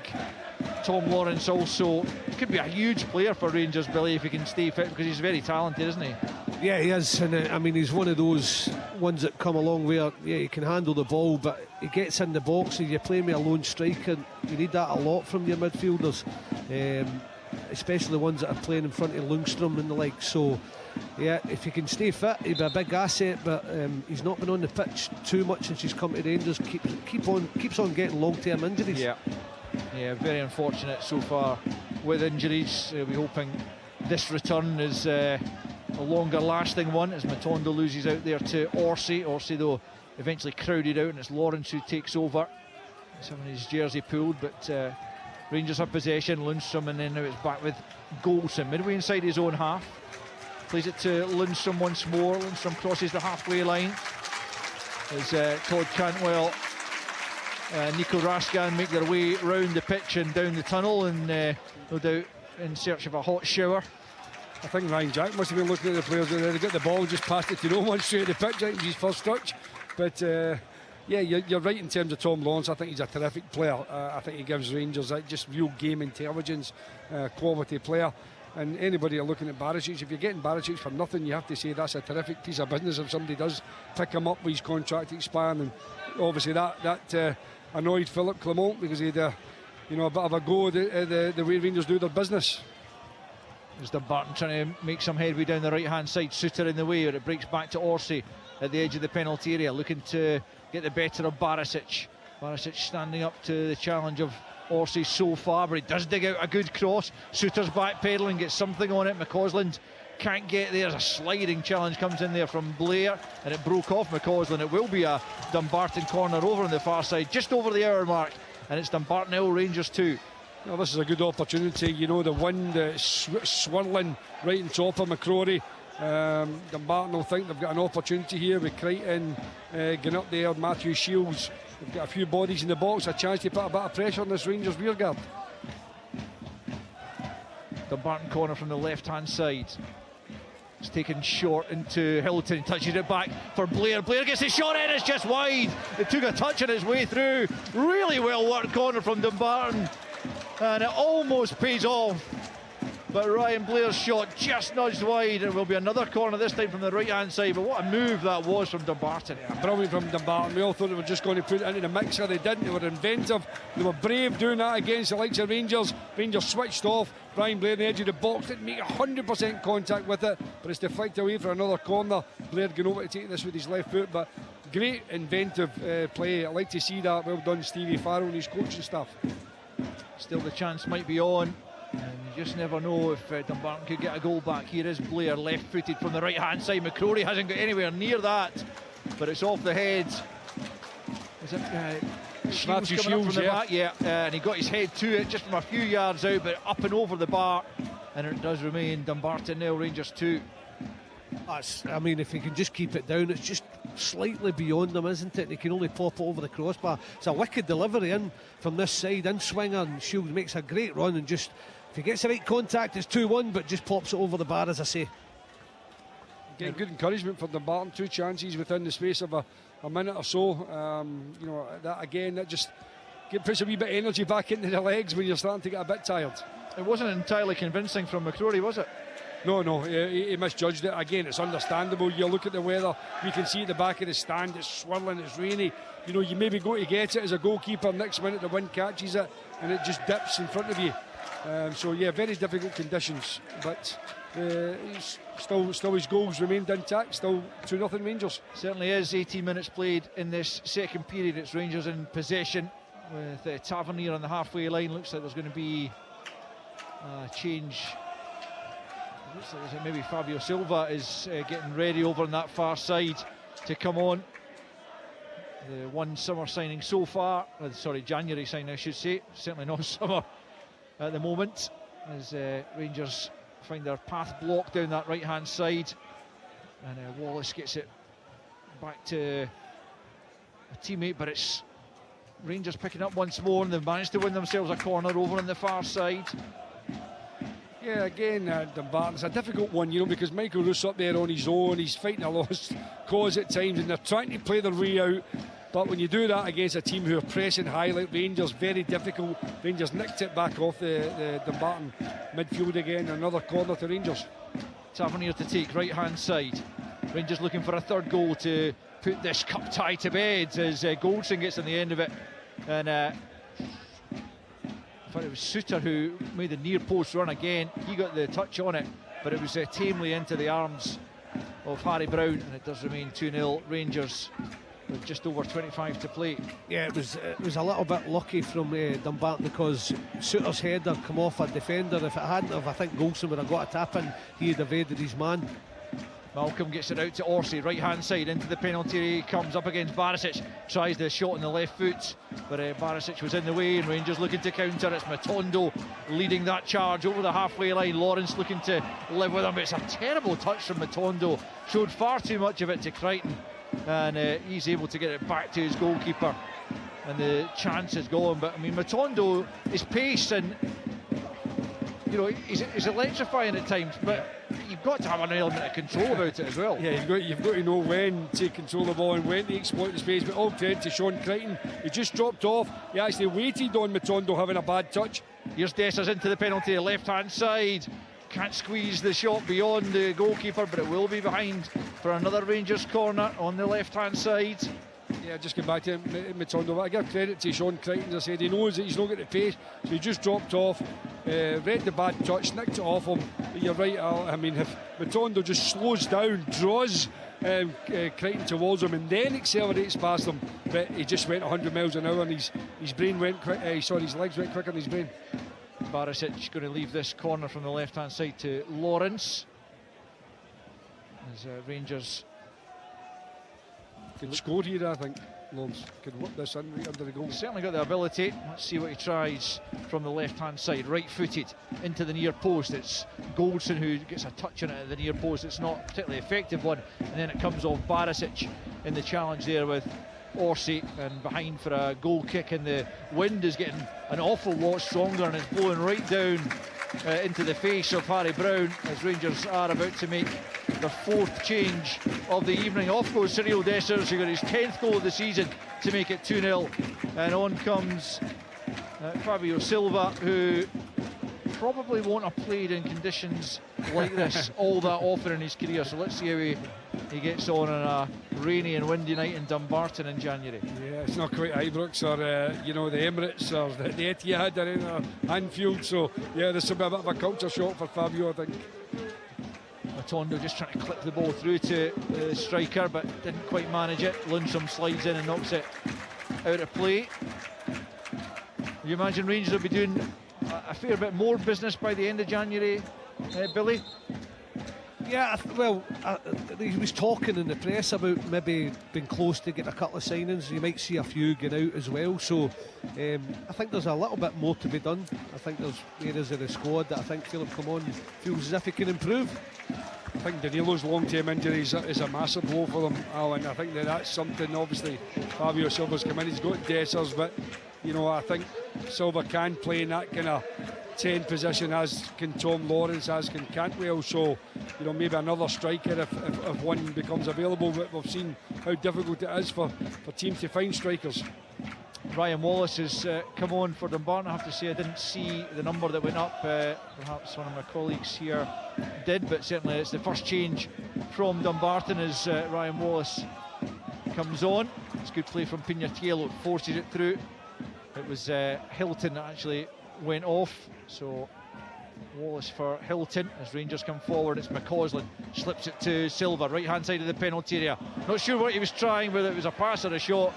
Either way, he looks back and looks askance at something, but it was a poor effort, straight behind for a goal kick, and it's still Dumbarton 0, Rangers 2. Yeah, he gave it the old, I looked at the pitch. It's not nothing to do with me. I didn't make a bad connection there or a bad choice. It was down to the pitch. Welcome to the winter night in Dumbarton. Goal kick then, as Cyril Dessers takes the applause of the Rangers fans as he makes his way down the tunnel.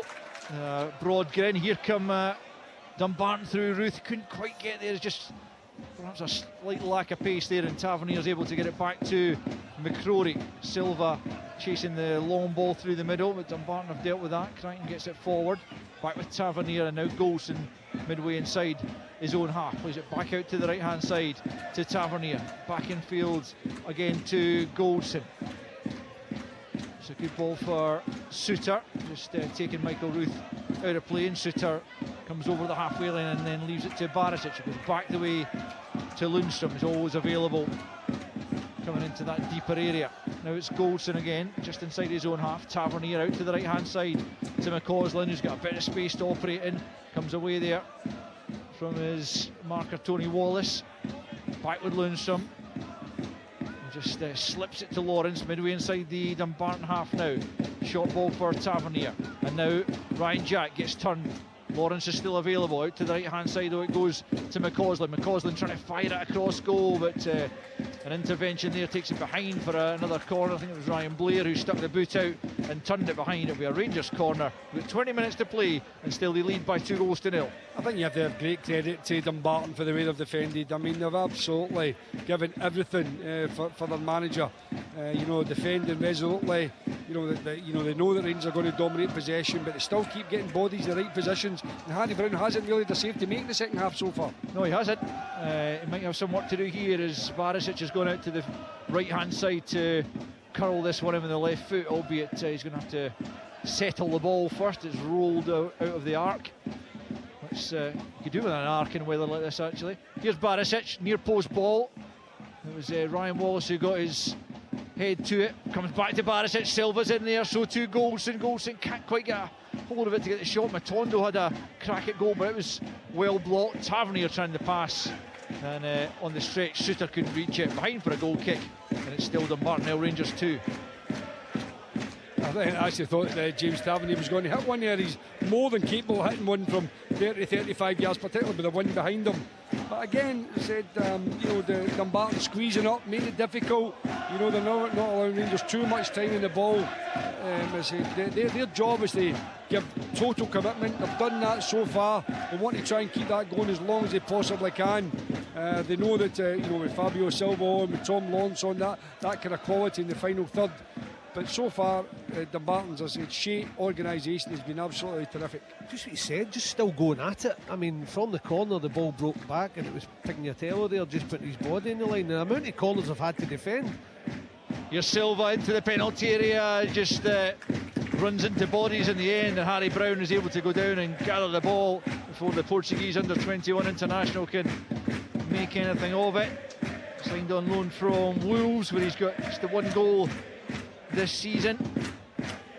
Brown took a sore one in that particular challenge, but no, you're right, Jim, he hasn't had an awful lot to do in this second period. It's not a good clearance, and Lawrence picks up and plays it to Matondo up towards the penalty area. Early ball in, Silva lays it off to Lawrence, tries to curl one again, his body's on the line as Lundstrom picks up the ricochet. Now it's Matondo, left hand side, curls it in. Silva trying to make something of it, but it breaks into the arms of Harry Brown.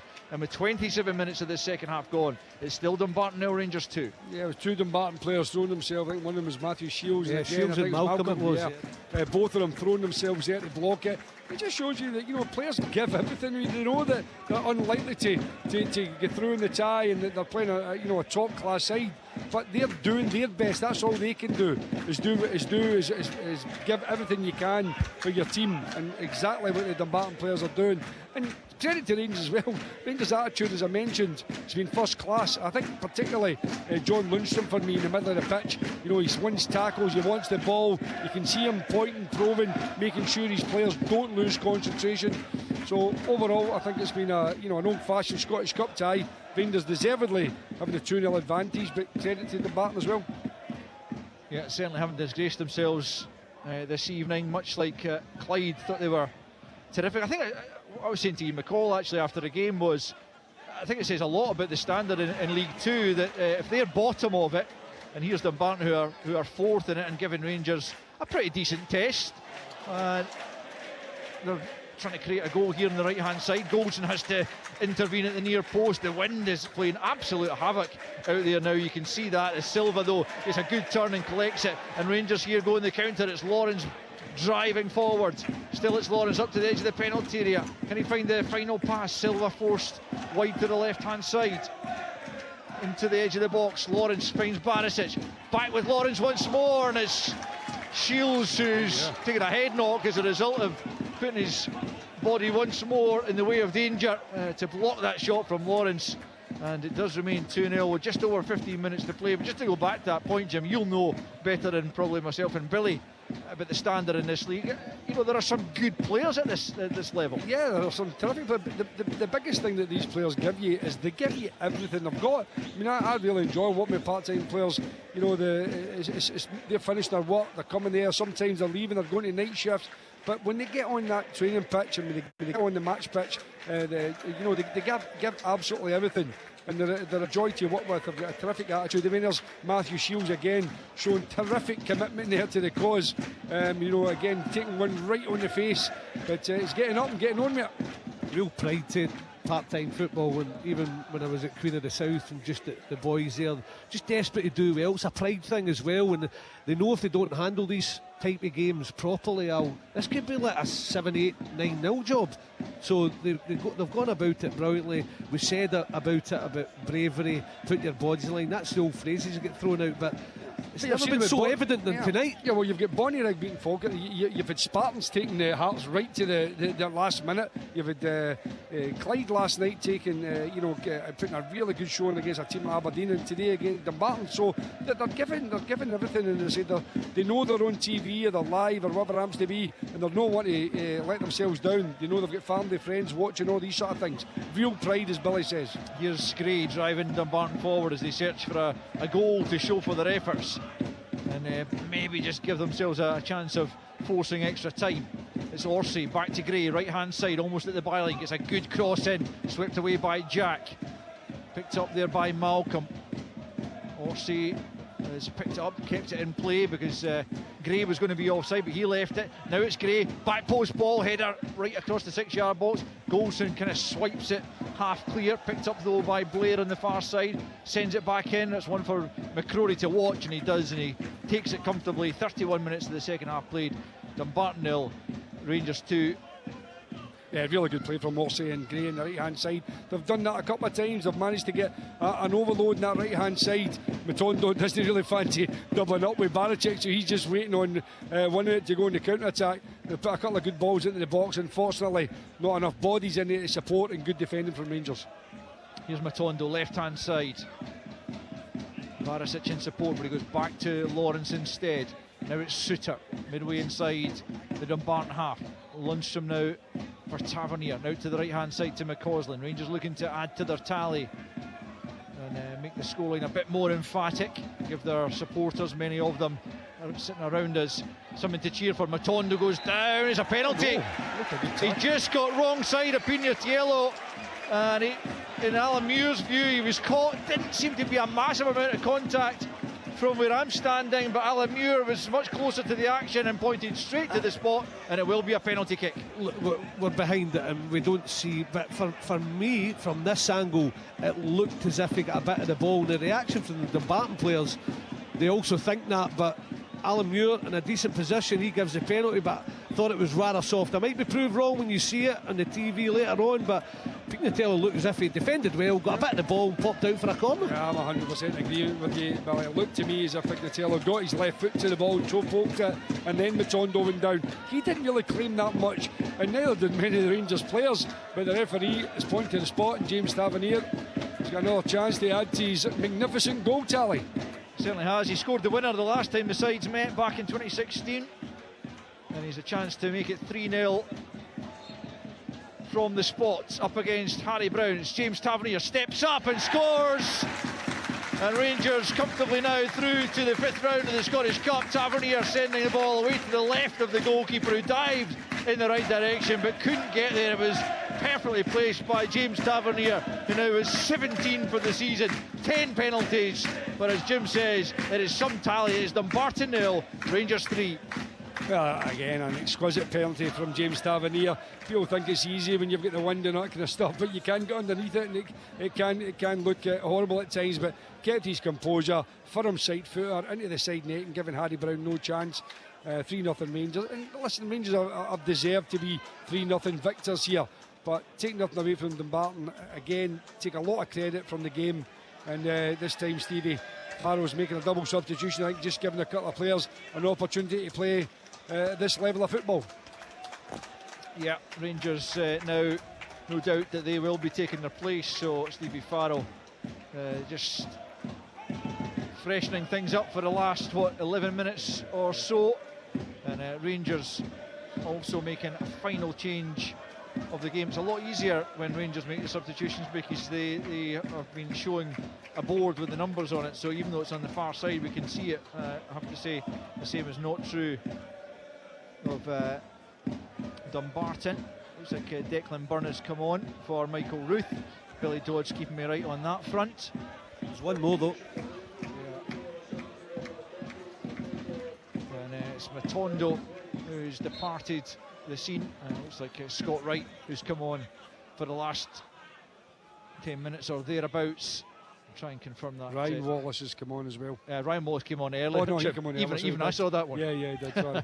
No, there is one other. We'll try and get clarity on that. But the main point, really, I suppose, is that Rangers lead by 3-0.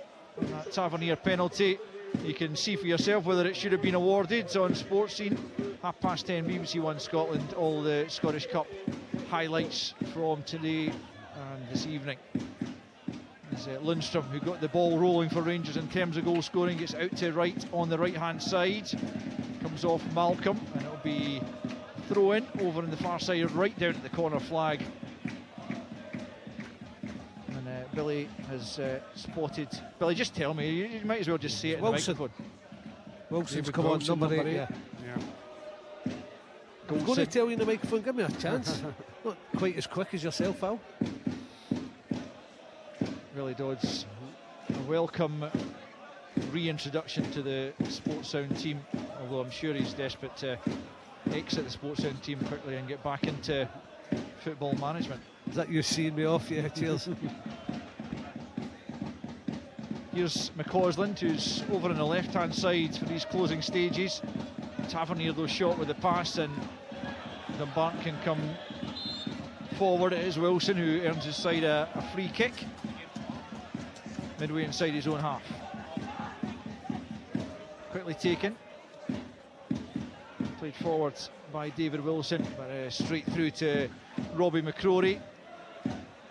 And Dumbarton will be keen not to allow this one to become a little bit uglier in terms of the scoreline. 3-0, you would have to say, still respectable against a team so much further up the football pyramid than them, but they don't want to lose further.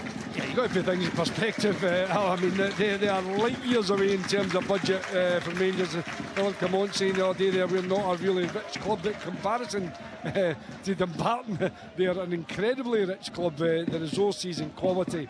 So, it's 3-0 should be the minimum that Rangers will win in this game, regardless of conditions. And they have done that. As I said, they've done their job, been very, very professional. And I think all credit to Rangers, but let's put things in perspective. Dumbarton are a part-time team playing in the lowest tier of Scottish football, and they've given everything for the cause today and deserve a lot of credit.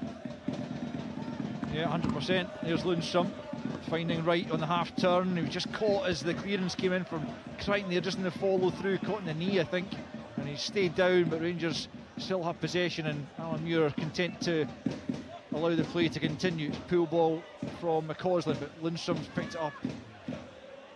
There's Lawrence getting it back from McCausland. Good save from Harry Brown. And full credit to the young keeper who is going to go out on loan somewhere after this game, by the sounds of it, as Jay Hogarth on loan from Rangers comes back in to take the starting spot. But it was a good stop there. Again, he's made 2 or 3 good saves, Jim.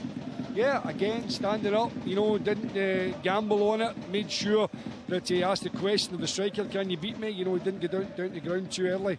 And a good stop again from Harry Brown. Like all the Dumbarton players, he's done his reputation no harm whatsoever. There's Barisic out to the left-hand side for McCausland. Midway inside the Dumbarton half. Forward it goes to Jack, back to McCausland, in off the left. Plays the 1-2 with Barisic. Well tracked there though by Pinatiello, who comes through the 50-50 with Tavernier successfully and plays it out to the right hand side for Orsi. Galloping towards the Rangers penalty area. Held up by Suter. Still he has it though. And then Pinatiello in support. Tries to flick it beyond Barisic. Wasn't a bad effort, but in the end he fouls the Croatian fullback and the free kick is quickly taken. Dumbarton still getting themselves back organised as Fabio Silva drives down the left channel, running it. The Dumbarton backline comes inside, he gets the shot off, oh, he's just wide, and it will be a goal kick. Good bit of play there from Fabio Silva, got the shot away with the Dumbarton backline backing off him, but the Portuguese couldn't find the target, and it remains Dumbarton 0, Rangers 3. Yeah, you can see the technical side on him, picks up this left-hand side and then decides to just be direct to him when he goes.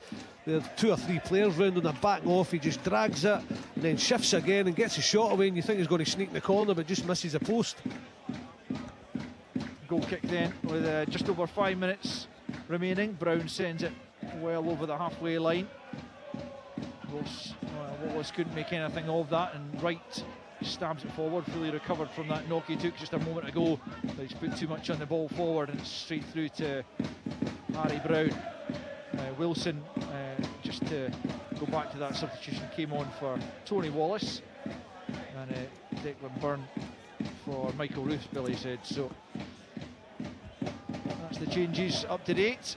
Rangers have made their full complement as the ball is knocked out of play, but Alan Muir's going to pull that back for a free kick to Dumbarton midway inside the Rangers half. And I guess even if they were to get a consolation goal, it'd be something to smile about this evening as they prepare to make one final change in the final few minutes. Yeah, again, if they can get a goal, I mean, for the player individually, it's brilliant. You say he scored against Rangers, you know, no one can ever take that away from me. It's good for your supporters, give them something to cheer about, and again, just shows that you know, you've got a never say die attitude as a team. So this is an opportunity to get the ball into the box. It's Calvin Orsi who's making way, certainly. Just looking to see a number on the player who comes on. Aaron Linus, I think. Yeah, sure is, Jim. Good spot. Here's a free kick into the penalty area. Comes off the head of Barisic to the back post. McCrory gets a hand to it, and the Rangers eventually scramble it away. But again, they came under a bit of pressure there as Fabio Silva's penalised for being overly physical there on Blair Malcolm, and then the free kick quickly taken. Is miscued but kept in by Pinatiello, who plays it forward down the right hand side. Wallace fouled by Barisic. It's just a silly challenge after Barisic. Why would you go and do that? You know, just stand up, you're winning 3-0. The one thing about Aaron Linus is he's an unbelievable long throw, so if you do go up to that corner flag, I've got no doubt he'll be throwing one into that 6-yard box. Well, we've got a chance to put one into the 6-yard box from the free kick here on the right hand side, about 25 yards from the goal line, just 2 or 3 in from the right touch line. It's Ross Wallace who's over it. He's going to send this free kick in. 3 to play, Rangers lead by 3-0. Safely into the next round, but Dumbarton looking to get on there, and they scored! They have got one! It's a near post header. Matthew Shields, is it? Yeah, glanced really adeptly into the near post by Matthew Shields. The Rangers youth product gets on the score sheet. You have to say it'd be difficult to grudge Dumbarton that goal after what they put into the game. Terrific delivery from Wallace, and Matthew Shields with a glancing header past Robbie McCrory to make it Dumbarton 1, Rangers 3. Yeah, brilliant from you know, Dumbarton. Again, it just shows you how silly that free kick that you know, that Barisic gives away. You know how important it is not to just be rash and just lose concentration. But all credit to Dumbarton. A great ball from Ryan Wallace, and Matthew Shields, absolutely delighted for him, and he'll be delighted his family as well. An ex-Rangers product, as you said. I had him here at Dumbarton a few years ago, and it's the second time he's been back. He was a left back then, or a left midfielder, wide left, playing centre back today and been terrific. Here's Tavernier into the penalty area, half cut out. Lawrence with a shot, semi-blocked, knocked away out of the box for the moment as Scott Wright gets it onto the left foot, goes for goal, but he's high and wide, and it does remain with 90 seconds remaining of normal time. Dumbarton 1, Rangers 3. And the theme continues though. I mean, just whether it's Rangers attacking because they've created loads, but just getting bodies in the way. I mean, it's brilliant. Blocks again, because Lawrence caught a shot, looked goal bound, ricocheted off it. It might have been Crichton or Shields again. Goalkeepers looking in to get it clear, but going back to the Dumbarton goal, the quality cross a couple of times tonight has been great. Here's Scott Wright with a chance from the edge of the box. He buries it, rifles it home from the edge of the penalty area under the body of Mark Brown, and Rangers restore the 3-goal advantage. It is Dumbarton 1, Rangers 4. Yeah, a brilliant finish here from Scott. A terrific ball into his path. He just allows the ball to just cushion it off his foot into his path and keeps his head down. Beautiful strike low into the corner, giving Harry Brown no chance. Dumbarton probably still a bit overexcited about scoring and making it 3-1. Just left too much space for Rangers to exploit. And when you've got the quality that the Rangers have, then they're going to punish you. Terrific goal from Scott Wright. Certainly was some finish, and you see the importance when you get opportunities in this surface and a night like this, just to make sure you hit target and get your foot through it. And you saw multiple times in that first half Rangers getting those chances and leaning back, but this time Scott Wright gets right over it, and it goes right through the goalkeeper, young Harry Brown, in there, and it goes right through him to make it 4-1. But a really good finish from Wright. It's just his second goal for Rangers since scoring in the Scottish Cup final and the victory over Hearts a couple of seasons back in extra time. Came on to score in that one. He also scored in the League Cup semi-final this season against Hearts also. And he's on the score sheet here in Dumbarton as Fabio Silva tries to join him, but it's the side netting only for the Portuguese from a tight angle as we move into stoppage time. It's Dumbarton 1, Rangers 4. Yeah, Dumbarton really want the final whistle to go now, but Rangers looking for a fifth, and Fabio Silva making good movement on a little half turn, but smashes into the side net. It's been a good cup tie. I mean, I've really enjoyed it. I think both teams can take an awful lot of credit out of it. Philip Clement and be pleased about the attitude, the performance of his team, scoring 4 goals, creating chances. Stevie Farrell will be thrilled about the commitment and the desire of his Dumbarton side. So yeah, overall, terrific Scottish Cup tie. Here's McCausland showing good footwork to keep possession and find James Tavernier. He'll come into a central area and find Lawrence out to the right hand side now as Rangers come forward. Back to Jack into the penalty area, cleared away though. Dumbarton have battled away, given absolutely everything for the cause. The Rangers class in the end has told. And they'll travel to Easter Road on Wednesday. Another game will be live with us in the BBC on Sports Sound. I'll have live commentary of that one as Barisic picks up. I'm sure Robbie McCrory won't be delighted at having his first appearance of the season spoiled by having conceded a goal. Yeah, he doesn't lose many goals when he's in that Rangers first team, does he? I mean, last year his goals against Colin was brilliant, and I think losing that goal, but there's nothing he could do about it. It was all down to the quality of the cross and the movement in the header from Matthew Shields. Again, as I mentioned, he will be absolutely thrilled about that. Be talking about that for weeks to come. I'm sure he'll be buzzing in the dressing room when he gets in, even though they've lost handsomely today. A couple of minutes of stoppage time already played. Not entirely sure how much we're due to play, but Rangers leading by 4 goals to 1 as Scott Wright, who got the 4th, plays it back to Goldson. Square to Suter, just inside the Rangers half. Now it's Barisic. Thinks about the ball forward for McCausland and then thinks better of it, goes back to Suter. Goldson now, Rangers just killing time in these final few seconds. Tavernier into the feet of Jack. Jack spins and then plays it short to Lundstrom. We've got the opening goal. And now Goldson once more crossing the halfway line.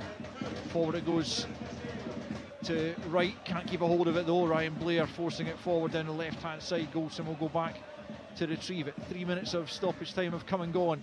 Lundstrom for Tavernier. Tavernier looking for Silva through the middle. It's blocked on its way. Tavernier picks up the loose ball once more and drives forwards, but he'll be stopped in his tracks by the final whistle of Alan Muir.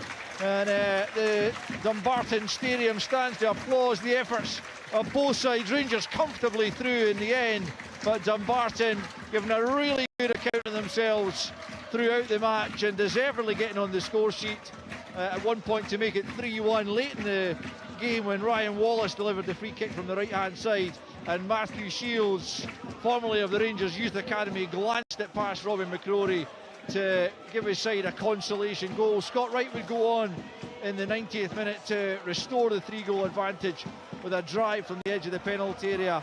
That was after previous goals, 2 in the first half coming from John Lundstrom and then Cyril Dessers, and then a Rangers penalty on 79 minutes. They made slightly heavy weather of it in the second half. Rangers hadn't really troubled Harry Brown in the Dumbarton goal too much, but Tavernier's penalty after Matondo was deemed to have been fouled by Pinatiello. Made it 3-0 before those two late goals from Shields and Wright. Made the final score here as Rangers take their place in the 5th round draw tomorrow evening. Dumbarton 1, Rangers 4. The Scottish Cup. Live on Sports Sound.